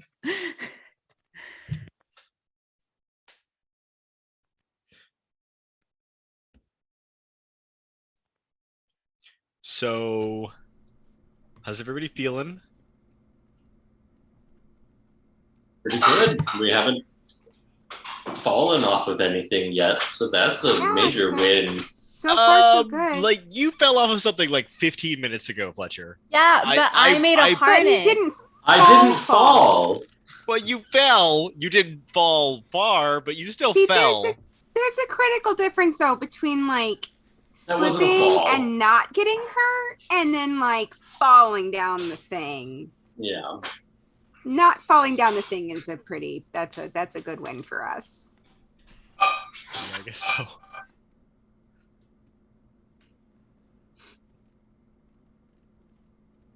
We're We're getting better. Are we just snacking a little bit and then heading back out? Mm-hmm. I think so. Cool. Yeah, so you spend a little while in the cave, and like I said, it's not huge, so the fire that Fletcher builds is nice and sort of warms you up and helps you dry off a little bit. Nautia heals back up in the rain, no problem. Yeah, and then are you putting out your fire and continuing on? Cool. Is there any of the like brush around that has like the berries on it, or is it just rocks at this point? It's getting like the vegetation's getting a lot thinner, but you could probably spend some time looking for berries. Okay, I'll go find a handful of berries. Okay. While they're hanging out and snacking. Yeah. Sounds good. And then yeah, once you sort of wrap that up and exit the cave, you can continue upwards, following the path. So again, spend a bit of time trudging. The rain is lightening up a bit, so it's almost misting, after a little while. And you continue on, and then you get to another one of those big vertical wooden walls. Cedric, do your thing. All right. Let's see. I guess I shouldn't use one of these Thunderstones on this. I feel like we should find the target first. I was just gonna ask if he like rolled an attack. I was gonna be like, "What are you hitting?" I will Do a perception I'll check. roll perception. Yeah, how well disguised are these targets? You have noticed that the second one was harder to see than the first one. It was more. I only got a obscure. 10. 10, Oh, I got a 12. 12, 26. 26. Kay Thank spots you. it. There it is. It's kind of like behind the other thing. Like it's kind of hidden, but if you like stand from this angle, you can kind of like look up and you can see it. It's like right there. Oh, it's way over there. That explains why I whiffed the first time. Got a 6. Cool. Somebody find some more good rocks. That one was a bad rock. A bad rock. I just gave you 2 good rocks. Yeah, I don't want to use one of those magic rocks. There's rocks everywhere, Cedric. We're on a mountain. I find a really good rock, and then I get a 19 as I try again. Nice. Okay, yeah. So you hit it, and it sort of moves back, and then the wall, and boom, fills in that gap so that you're able to cross it and continue on your path. All right, let's do this. Okay, so you continue on and continue on a little bit farther, and then you come to a second gap in the path. So another approximately 30-foot wide gap in the path, like you dealt with before. Okay, we're pros this time. Yeah, let's just do the same thing we did last time. No, let's not. Let's do it better. Like maybe Nautia do like 2 knots each time or something. Just saying. That work. Yeah. No shade though. I'll try not to fall off of the Okay. rope Okay. this time. Fletcher, same deal. So I don't have to swallow my stomach again. Technically, Cedric, I didn't fall off the rope. It fell off for me. Right. You're the right. only one. You're the only one who's fallen. Yep, right. Okay, cool. Thanks. You put me on blast a little bit there, but I appreciate it. We're gonna all move through that. All right. How far down is this one? He like peers over the edge. This one is, this one is, I swear I wrote it down. Yeah, this one's about 40 feet deep. No big deal. Like a We got good trees on both sides for anchors. It's a little bit, like, again, they're more stunted than the ones you used earlier, but, like, they still seem solidly in the, Sure. Gonna roll some used rope checks then. Okay. Same deal. Top bottom harnesses. we could probably reuse the harnesses. Oh yeah, that is true.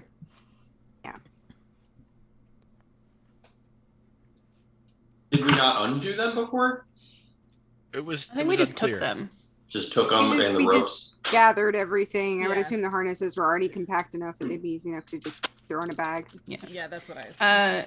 I put the bottom rope down. I got a 21. Okay. Yes, 21. Math is hard. Oh, I guess the top one. Oh, Cindy, your face. You betray 18. so I got an much. 18 for, I guess, whatever one I just said that I didn't do. Oh, An 18 and a 21. Okay, yeah, so Kay ties the bottom and top knots, and then Nautia takes the rope across to the other side, and... Do better this time, Nautia! Another one?! I don't even think she got a 1 last time. I think it was a 2. You're messing with me. Like, you're not... That's not what you rolled. Top one's a 7 though.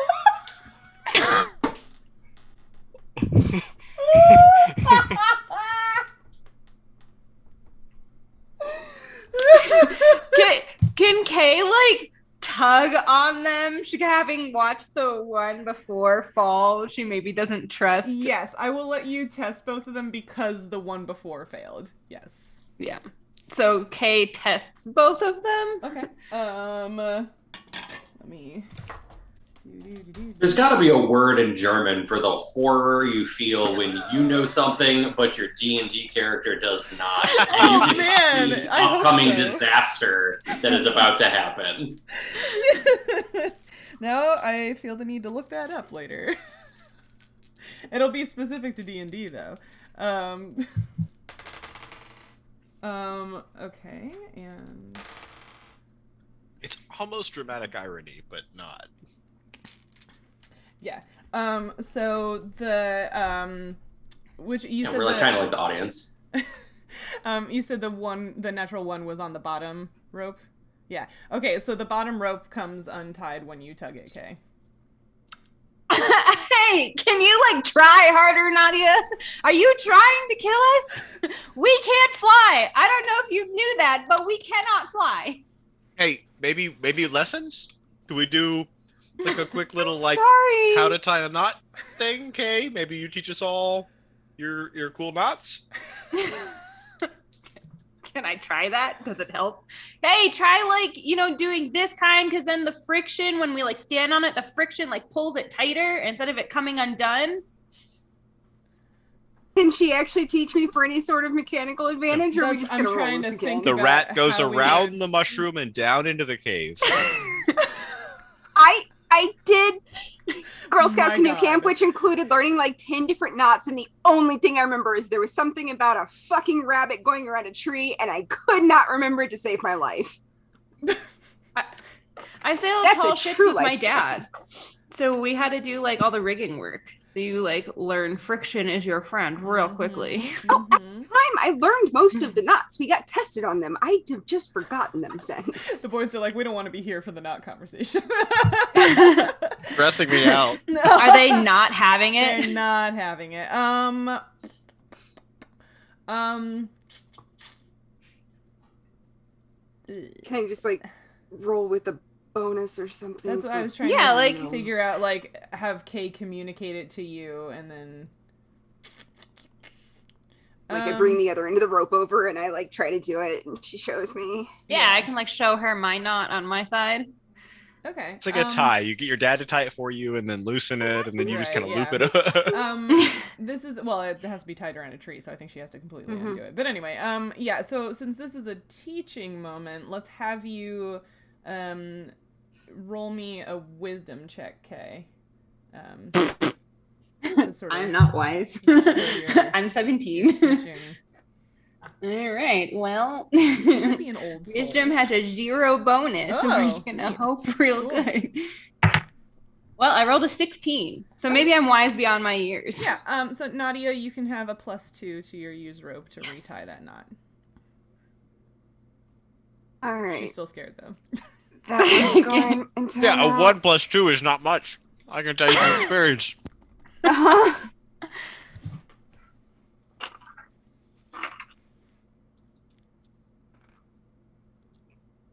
You said I got +2? Yes. That's another 7. Cool. Awesome. Sounds great. Who's going first?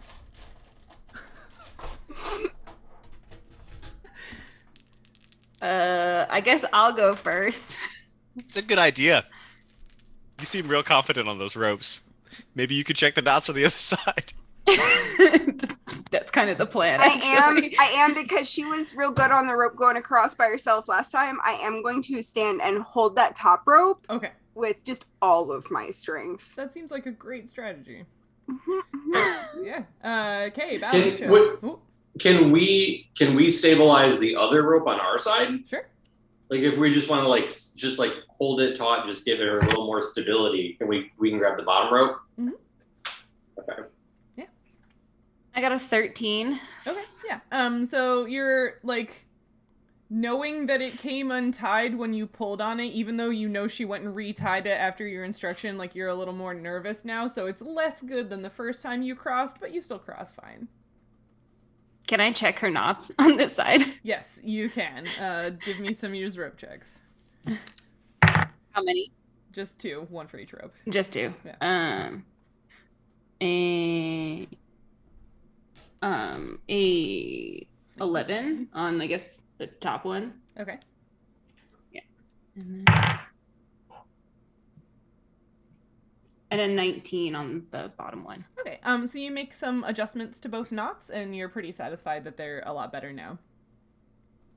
They suck less, guys. You probably won't fall. You're welcome. Well, I feel better now. I say to Fletcher. I guess I'll go next. Got this, bud. I'll hold on to it from this side. I'm gonna like I steady will continue holding the top rope. Okay. and I'll like steady the bottom rope so that it doesn't like wobble. Can I like hold the, if she's holding, there's 3 of us. I don't know which rope it makes more sense for me to hold on to. I she guess said the top bottom rope. one. Okay, I'll hold the bottom one. Sure.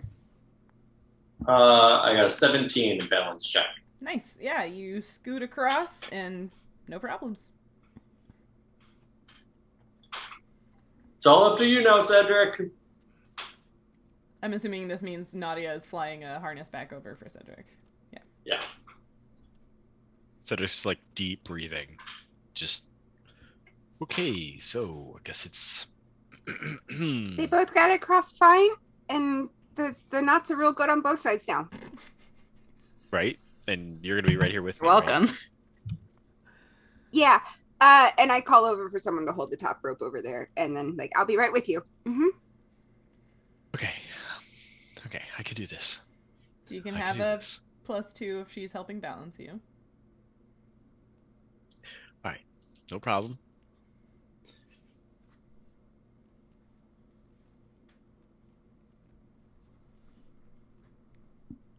It's a 13. Yeah, you're shaky, but she's got her hands on your back the whole time, and you make it across to the other side. Like, get off the rope, and I'm just like, yeah! High fives all around! You did it! Yay, Cedric! I'm just deep breathing. Deep breathing. Whew. No vomiting this time. Look at how far you've come. I know, but good lord. I didn't have to roll any fall damage for anyone. You guys, you made it past your greatest challenge. Well, Yay. this So proud time. of you. I will go retrieve the other end of the rope. Cool. So I'm feeling like maybe we should come up with a name for our group, having to do with like crossing canyons or something like that. Canyon crossers. Yeah, something like that. It's pretty good. Steep Canyon Rangers. Oh, while I'm thinking about it, Uh-huh. I want to just do a quick pass down in the canyon to look for the thing we're looking for. Give me a perception check. All of these. Okay, 17? You take a buzz down through, and you don't see anything. Alrighty. So you're continuing on? Yep, keep going up the path. Cool. Okay. So you keep going up, and eventually the rain does stop. So it goes from that sort of like mist to nothing. It's still overcast, but it's not, you're not actively getting wet anymore.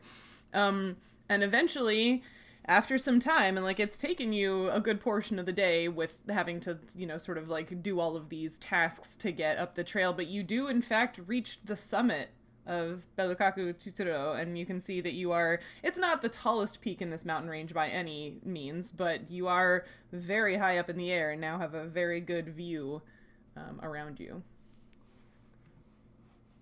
Fletcher, you could use that like magical ability you have to sketch out the scene because it's like so pretty. Well, it With like depends us on- in it. Oh my god! Yeah, we'll pose over here. Yeah, let's do a selfie. Yeah, you'll only have to stay there for like 10 minutes for me to get enough detail of everything. You have like a little fine. pocket mirror you could hold up. We could even attach it like, to a worth stick so it. that you could then Oh my see yourself in God.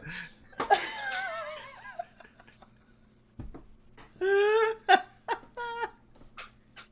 Can we literally take a selfie up here? I mean, there's no way to take a selfie, but I can take a picture. We do have to stand there for like 10 minutes, though. Worth it. Just like taking an old-fashioned photo.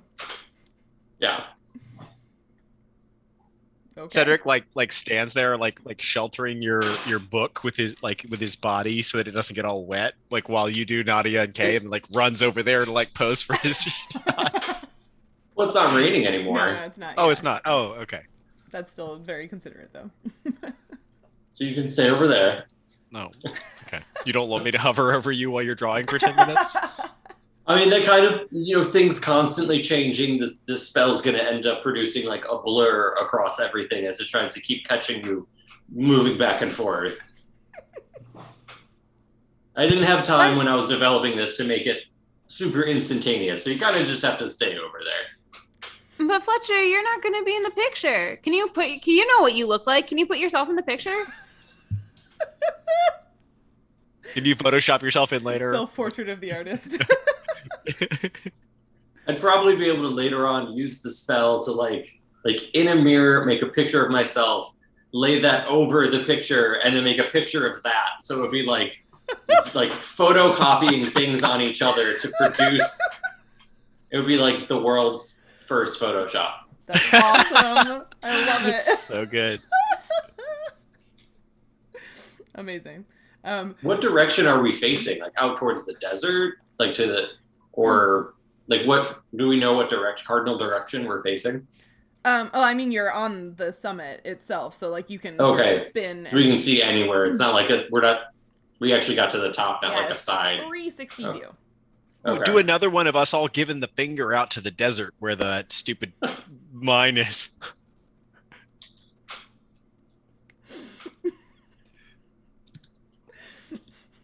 How many charges of his wand do you want him to use today? Yeah, I don't think I'll be doing that, but...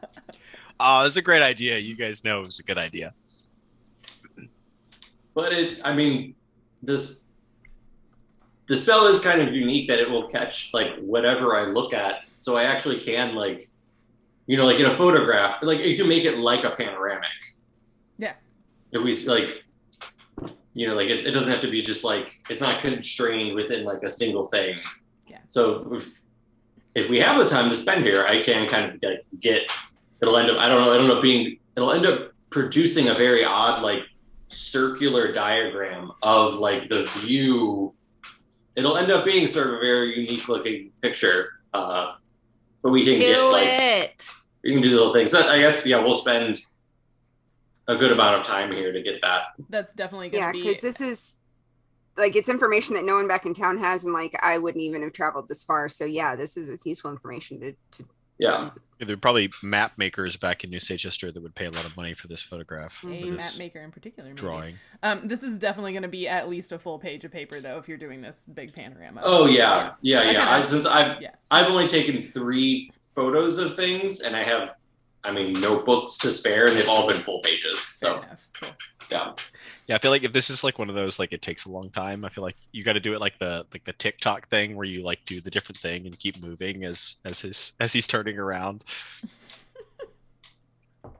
The time warp scan. Yeah. Yeah. Yes. The time warp. That was what I was thinking of. Yeah.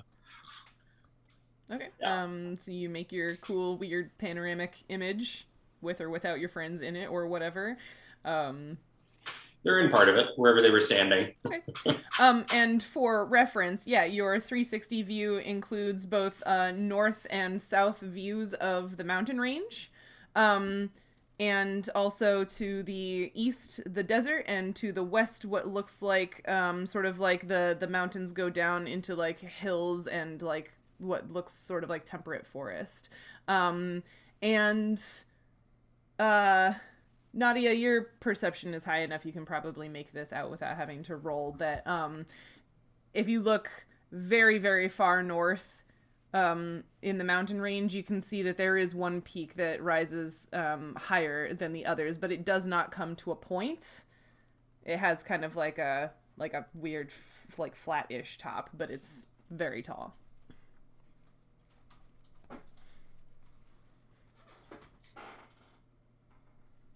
But it's like interesting, like super way far off in the distance. Yeah, which also gives you a scale of just how tall it is that you can see it. But it's one of those where, like, when you see a mountain that's like super far off and it's so like hazy you barely can see the outline of it. It's like that. Yeah, I would definitely point that out to Fletcher and make sure that if he doesn't pick it up with his thing, that it gets noted. Mm-hmm. So we're like not above the tree line up here, right? Or like barely. It's you're definitely in the, I guess the Krumholtz is what I've been taught to call it, where like all of the trees and shrubs are like super stunted because it's windy and cold up here, but you're not above tree line. Yeah.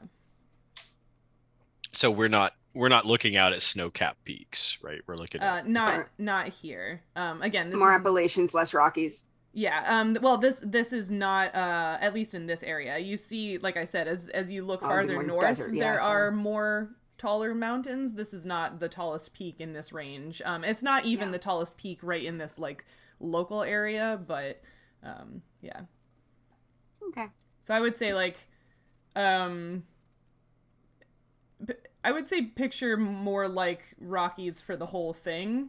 But not all of the Rockies are above tree line. So okay. We're in the shorter part of the Rockies. Yeah.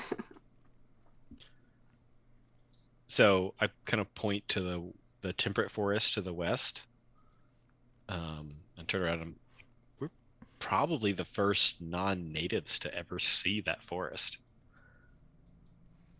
It's kind of weird if you think about it. Maybe. I mean, there's a few other people that have clearly been through here, but True. I mean, I can't believe we're the only ones. There's a lot of people out there.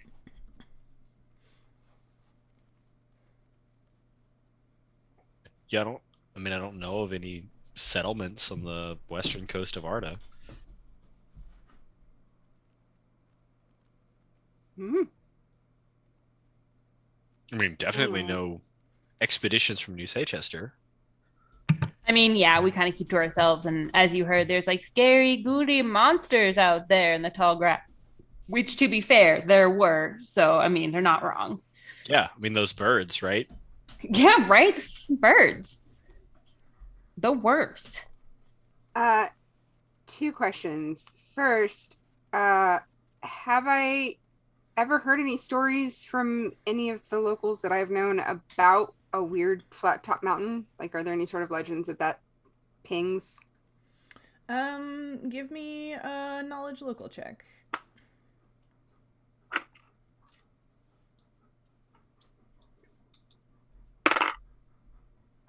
That's a natural 20, so that's 22. Yeah, a lot of your friends haven't necessarily been there, but like, you know, they're the sorts of people / creatures that just sort of, you know a lot and talk to a lot of other people. So, you have heard that there is one of these on Arda, but you didn't know exactly where it was, but you can take a guess that this is a volcano. Oh, okay. Cool. Yeah, so probably when I'm pointing that out to Fletcher, or even after, I would just sort of like, oh wait, there were stories. There were stories about a mountain that shoots fire. That might be it. So if there's an active volcano on Arda, that's very interesting. If we were here at night, I wonder if we may even see a glow in the distance from up here. Oh, maybe. I don't know if it's active or if it was because, I mean, no one's traveled out this far from where I'm from, but yeah, we'd have to wait a while. I mean, it's not that late yet, but I mean, if you want to, we could.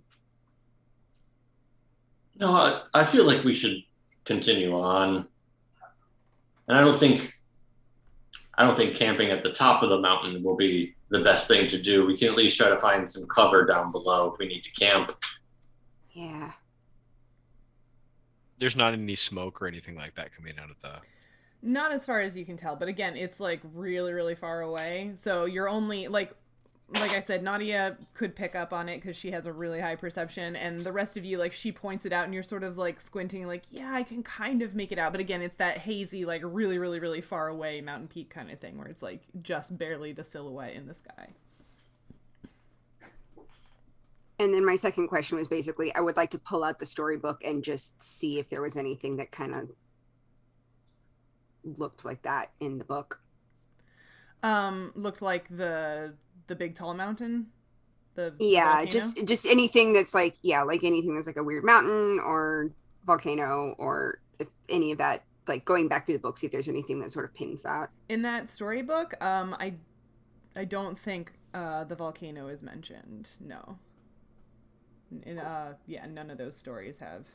The first one is the one about the demon and the K-pop tree, so that's very like jungle local.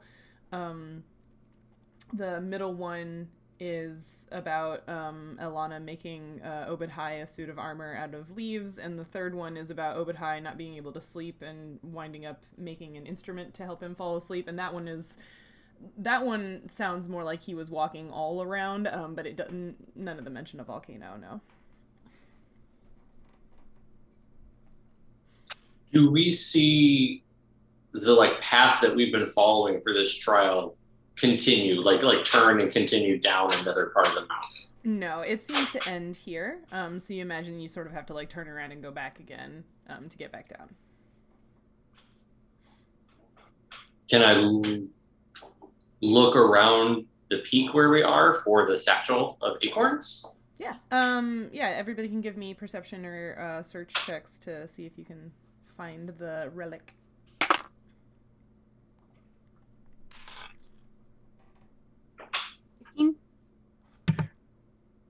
Sorry, what was 27 on a 15. search check. 27, 15, There's some cool rocks. just some cool rocks. Yeah, I got an 11. Oh my goodness. Yeah, I got Okay. a 9. Yeah. At least we have a 27 in there.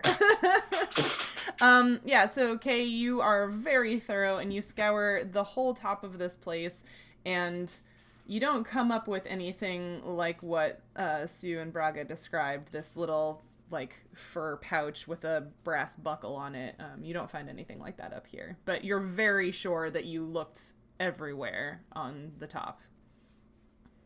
I don't see anything, guys. Like, I don't know. Maybe it was just a myth. Lots of stuff like that. It was like, oh, this thing was found in the blah, blah, blah. It's like BS. It doesn't actually exist. You know what I mean? So, I don't know, but it's not here. They said they knew somebody had it with them and brought it up here. But it had been I mean, lost isn't for that a how long all time. legends start? Isn't there like some lost dwarven relic of the ages that someone knew someone's uncle had at one point and now no one knows where it is? Because Oh, it probably yeah, like never existed. Hundreds. See, No, they all, that's what but I'm they all saying. definitely did exist. But actually, my third cousin Timur knew a guy who said that he had seen in a cave the handle of Grimthar the Great's war axe. Yeah, but he couldn't get to it at the time. But he swears it was there, and then when he went back, it was gone. Yeah, sounds like a mountain of BS to me, but whatever. I mean, like, what do we want to do? I mean, is the only way to get back down, like, behind us, like, the way we came up? Pretty much. So we missed it, or it's not here, or someone was lying to us, or it never existed. Maybe it's on the I back of mean- one of those fallen door things that flops down. It was a long trail. Like it might still be. We may have just missed it. And Are we we can supposed search again. Yeah. Do anything at the top? Hmm? Were we supposed to like do anything up here? No, we're not following. Remember, she said we're not doing the trial that they would actually do as their people. We're following along the path to look for this thing, but there's nothing of special significance that we would do along here as outsiders.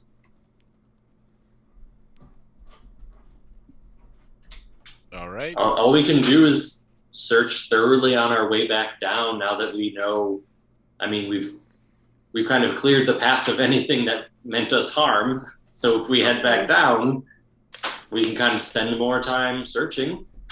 Yeah. Let's do it. Kay takes this moment to like shout really loudly from the mountain peak, like she read in her books. Nice. It echoes very satisfyingly. Do you shout something or you just yell? No, I just yell. Nothing profound. No, she probably just shouts echo. In fact, echo! Echo, echo, echo. Yeah. It's pretty cool.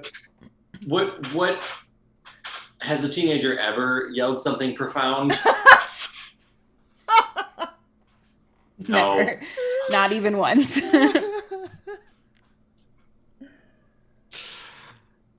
But yeah, I think this is probably wild for all of you for different reasons. Like most of you haven't been on top of a place like this before. That's why Kay wanted a selfie.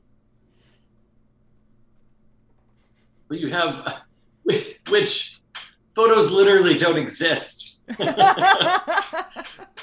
You're lucky that I developed my own spell that makes an image. This might be the first permanent photo or like depiction of any of the three of them. Yeah. I assume Nautia doesn't have any. It's not like Cedric had photos. It's not like he had like a yearbook at seminary. And I mean, obviously paintings exist, but none of you come from families that are like well enough to do that you would have had a portrait painted of you just for funsies, right? Mm-hmm.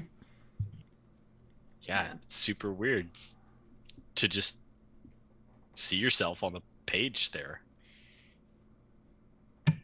Kay is like staring at it. She's like, is that really what I look like? Does my nose really just look like that all the time? Yeah, pretty much. Oof. It's a good nose.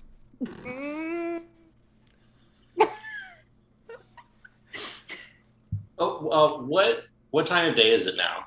It's probably like mid-ish afternoon, kind of, the late half of mid-afternoon. Yeah. Maybe we can get back to that cave.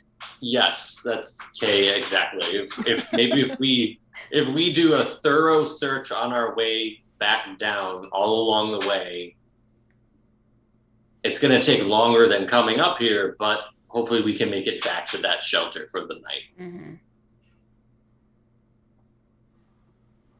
Cool. That's our goal. We've definitely slept in worse places than that cave. Oh, yeah. That's true. Yeah, definitely. Pretty much everywhere.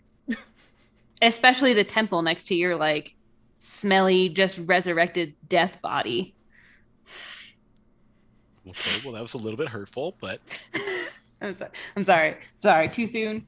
I'm sorry. I mean, it's not like I could bathe myself while I was dead. I mean, really, the snoring was, I think, the bigger problem at that point. True. At least when I was dead, there was no snoring. Well, if any of us dies, then we just have to have Cedric snore near us because he could wake the dead by snoring. That's true. I have read about some spells. See, that's what I'm saying. So are you leaving the majestic mountaintop and about facing down the path? Yeah, is this something going to eat our face off? Probably not. I mean, hopefully we'll see it if we're going to be doing a thorough searching the whole way back down. Hopefully we will not be caught off guard by anything that may have moved in. Yeah. So you are going back down. Let me unhighlight my notes so I can see what the order of things is again. All right, so you sort of pick your way carefully back down the path. It stopped raining, but the rocks are still slippery because it's wet. So you're being careful because going down is sometimes more dangerous than going up. And you make it back to the second gap that you crossed. No, do we have to do this BS again? I mean, you could just jump off the side of the mountain, but YOLO! Those ropes. All right, Nautia, you learned all about rope tying. Let's do it. I did. While they're tying ropes, can I search up and down this length of path?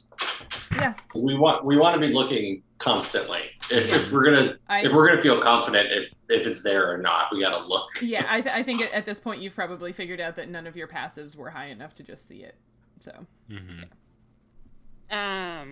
Bottom. I guess Fletcher bottom, and I will both look. Okay. Go for bottom rope is 15. Okay. Is this a search or a perception? Either. Top rope is a 20. Cool. Can I also search after I'm done looking at tying ropes? Sure. Is it a search or a much perception? better. Either. And you said you two are searching the path sort of before this gap? Yeah. Okay. 24. Top rope is 16, bottom is 14. Cool. Awesome. Love it. I only got a 16 on my search. Okay. I got a 19. I guess I'll like look in the chasm. Okay. You want to also look in the chasm, or that's what you were doing? No, that's what I just rolled the search to look in the in the chasm. chasm. Okay. Mm-hmm. So you, Cedric and Fletcher, very thoroughly search the path leading up to this gap, or I guess above the gap, if you're thinking about the elevation of the path. And yeah, you're looking under rocks and all kinds of stuff, like, messing leaf litter around to look for it, and you don't see anything like this.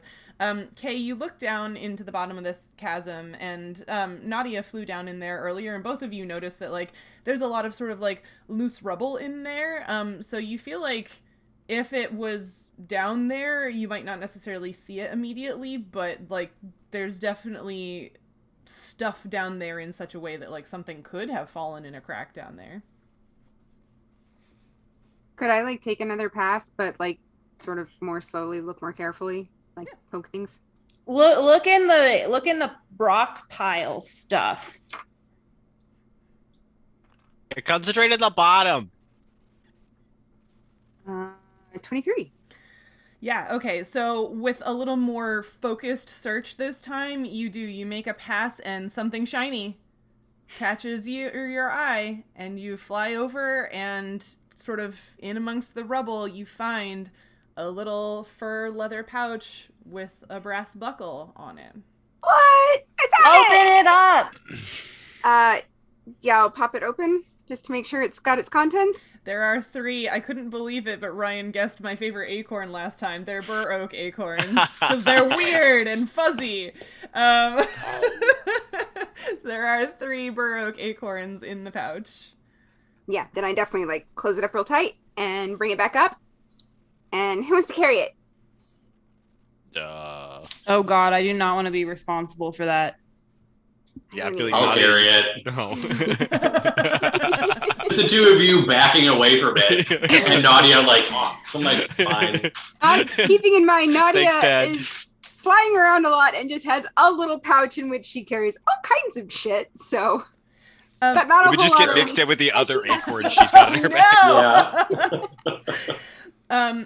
Fletcher, as Nautia hands it to you, right as your fingertips touch the pouch, you have this flash where your eyes are seeing something that's not what's immediately in front of you.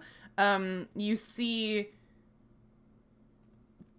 what look like charred tree trunks and a figure of some kind, and then all of a sudden you can back to seeing what's actually in front of you.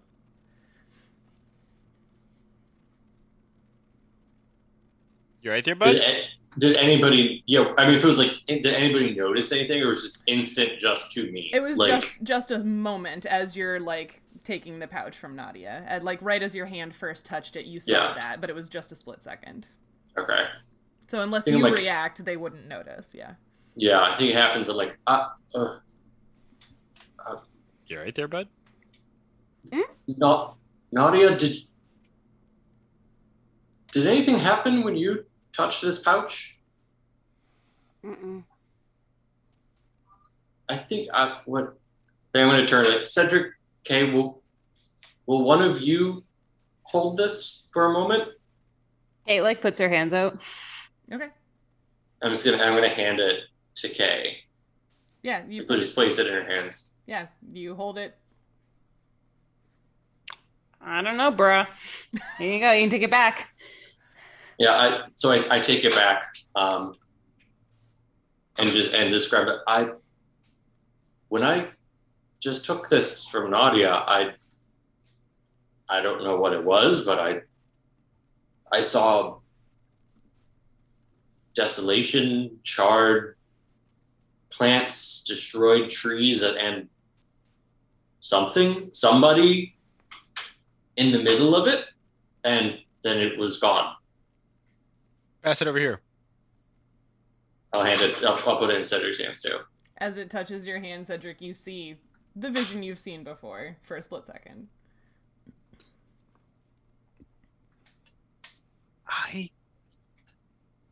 I think I've seen this before.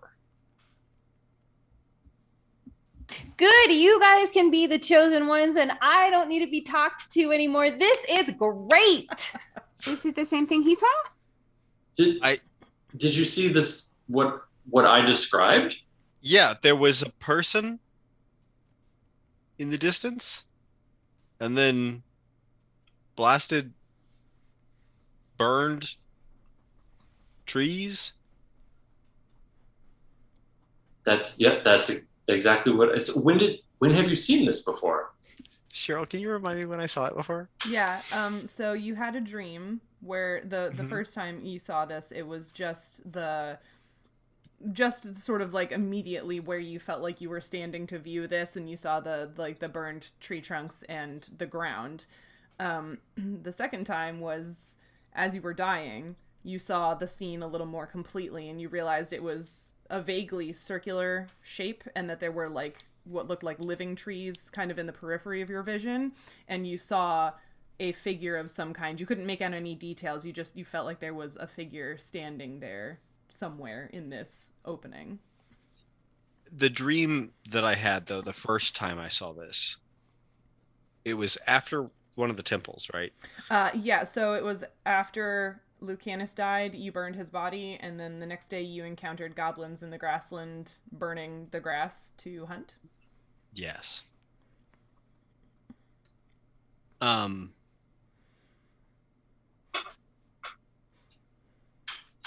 Yeah.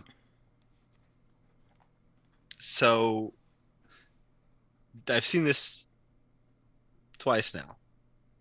It seems very familiar to me.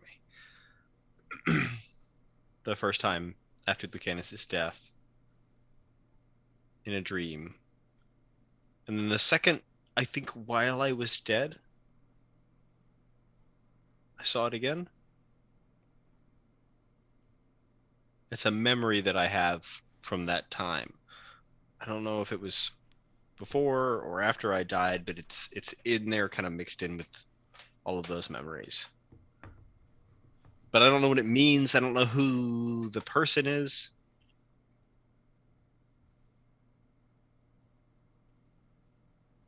I don't think that's anything we're going to figure out right now. That's, if only the two of us are seeing this, I imagine it has some sort of connection with an arcane energy or some kind of connection with the planes. But I also don't know if it has something connected with Kay and everything going on with that. We'll have to, maybe if we take these acorns back, we can get maybe more, maybe there's stories behind these that may be related to this somehow. There's acorns, there were dead trees in the vision. Perhaps they have some kind of tale about something related to this. That's our only path forward to learn anymore, I think, is to talk with people about what we saw and maybe legends or prophecies. Those are the kinds of things that have been documented in history before, connected to these kinds of events. Maybe they're magical lost acorns from the trees that were burnt down. Okay, but my visions were pre-acorn touching. I think we should let other people touch our acorns and see if they have visions. So Fletcher's that suggesting... gets you sent to jail. But not if they're consenting. So consensual acorn touching. Yeah. And then so you're suggesting we review the literature. I'm suggesting we increase the size of our sample of acorn touching. So I want to do a literature review of acorn touching. You want to do experimental acorn touching. Mm-hmm. Mm-hmm. Why don't we do just both? talking about a nutsack. Sounds great. We do have a nutsack with 3 nuts. I mean, yeah, it's a sack with 3 nuts in it. It's like the standard amount of nuts in a sack. Don't die, Sheryl. You made a nutsack and you did not think about this. It's a relic straight out of the books. We'll just walk up to every person we meet and say, "Will you touch my nutsack?" Super serious ancient relic of the gods. It's like, I mean, Kay found a stone sack, 3 stones in it. Now we got a nut sack with 3 nuts in it. Yeah. Perfect. So now I've got I've got a sack with stones in it. Fletcher's got a sack with nuts in it. And Kay's got 1. We just need a ball sack now. Do we have a bunch of balls that we need to keep track of? I don't know. We probably. I don't think I have any balls. I mean, let me check my that goes backpack. without saying. Let me check my Cedric revealing a lot about himself today. Mm-hmm. Cheryl's doing the mental math on adding more monsters to our trip back down the mountain. Anyway, well, this conversation was riveting, but I would like to get to the cave before it gets dark, and then maybe we can continue this discussion about various sacks containing various round objects. Let's safely get back to the cave, and then we'll whip our nutsack back out and continue our conversation and see if we can come up with anything. Yeah, I think we should spend more time exploring our nutsack. Y'all are nuts. Let's just go. So I was gonna say that I would just hand wave over you crossing the chasm and assume you did it safely, but now I feel like I shouldn't. Because...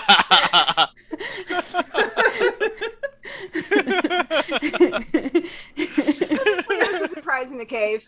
Yeah, there's another Grick in there. Who knew?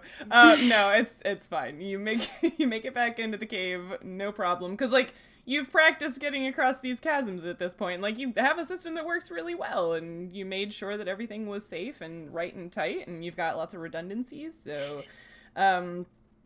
you make it back into the cave, no problem. And yeah, it's like early evening at this point, so you feel like this is a good place to stop and take cover, because making it all the rest of the way back to the bottom would put you in like pretty well into night. Yeah, so we just take a break and play with our nutsack. I do when it's dark. When it's dark, it's the best time to do it. Just want to pop up from the cave and look toward the big mountain and see if it's glowing. Mm-hmm. Nothing to do with sacks. Just not a single thing. Give me a perception check.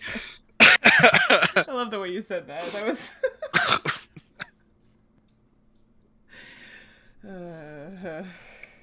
Oh, you were doing so well for me. That's only 12.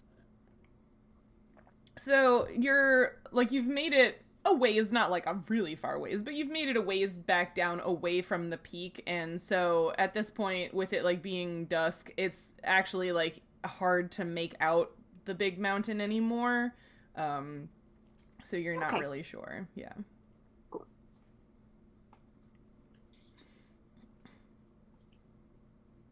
Yeah, if we're settling in for the night. Yeah, I'm guessing we're just gonna, eat, rest, and yeah, I don't think we can't really do much being in a cave on a mountainside, so... Okay. So then we can move on to the next morning if that works for you. I don't know if you were setting watches or if you're just... You know. Yes. Yeah. We should probably Oh set yeah, watches. yeah. We got attacked up here. We're definitely setting watches. Cool. We're dumb. We're not that dumb. Then can I have perception checks from the people doing watches? I guess I'll do a watch. If everyone's okay with the fire still being lit for the first watch while you all settle down, I can take the first watch, and then we can dim it down or do whatever for other people to take over. Sounds good. Okay. I can do the second watch. And then Okay. I can take last. Great. I'll just see you guys in the morning. Good Sleep night. well. Sleep like the dead. Peter needs to rest from carrying his sack around all day. It's very heavy. I got a lot of meat in my sack. I'm gonna use my new glow in the dark die. Glow that in the one. dice dark. Dice Those work out eventually. dark. My perception check. I got an 18. An 18. It's Fletcher. like 14. Wait, and is this perception? Yeah. Mhm. Okay. 11.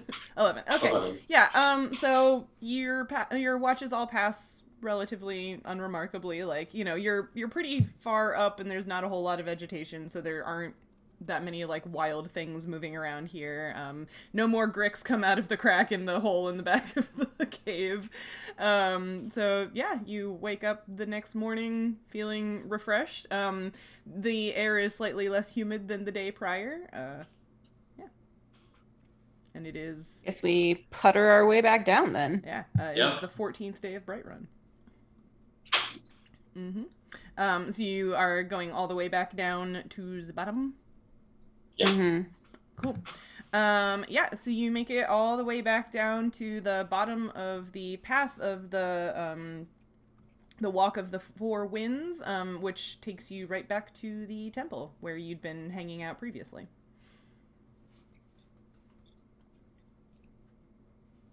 Don't play with your nutsack in the temple. It's disrespectful. I want to show it to some other people. You should ask for permission first. Well, Sue specifically told us She about, wanted to see. She That is wants true. to Let's see go our find Sue. nutsack. Yeah. Sue That's not at specifically all asked.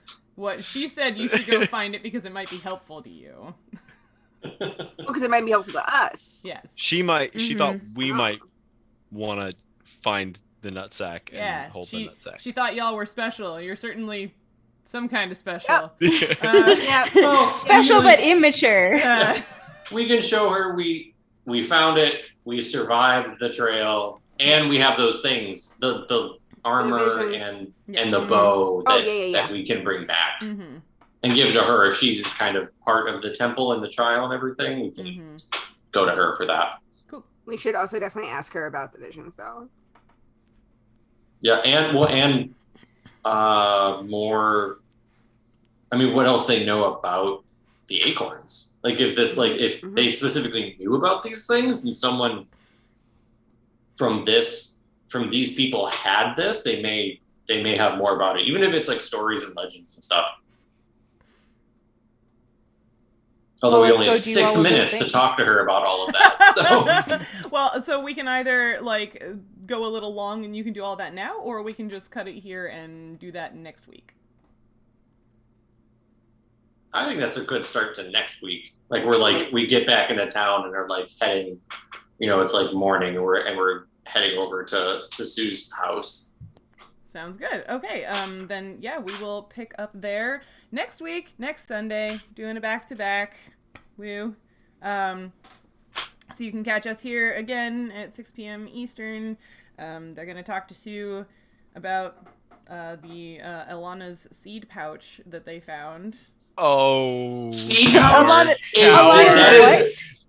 is That's Come back. literally... Tune in next time when the cast shows an NPC their nutsack. well, and also that's Please an don't get us even banned worse from euphemism. That's an even worse euphemism. It's called Seed Ehlonna's pouch. seed pouch. That's what the item is called. That's what you call the item. No, That's not what we're I didn't calling make it up. It's a real item from the books. It's a real fictional item. Take that. We love you, Sheryl. That's not what it's called We now. We appreciate all own of it. the hard It's work ours. Next this week game. Call it to what we meet the want. new dungeon master. Because I quit. We appreciate all the hard work you put into this game. Yeah, I'm okay, sorry. cool. Awesome. We're immature and horrible. Yeah, so we're gonna do that, I guess, next week. Next week will be episode number 48. We're coming up on episode 50. So very exciting. So yeah, don't forget, episode 50 is going to be on Sunday, October 17th, and we are working on a day-long marathon live stream to pump everybody up and prelude episode 50. So there are going to be some one-shots, and we're thinking of doing like a cast Q&A, so stay tuned because I'm going to start announcing that kind of stuff as we get everything organized. Yeah, anybody else have anything they'd like all of our friends out there to know? No? Cool. Awesome. Then we are going to get out of here, but we will see you next week. Thank you so much for watching, everyone. Bye, friends. Bye.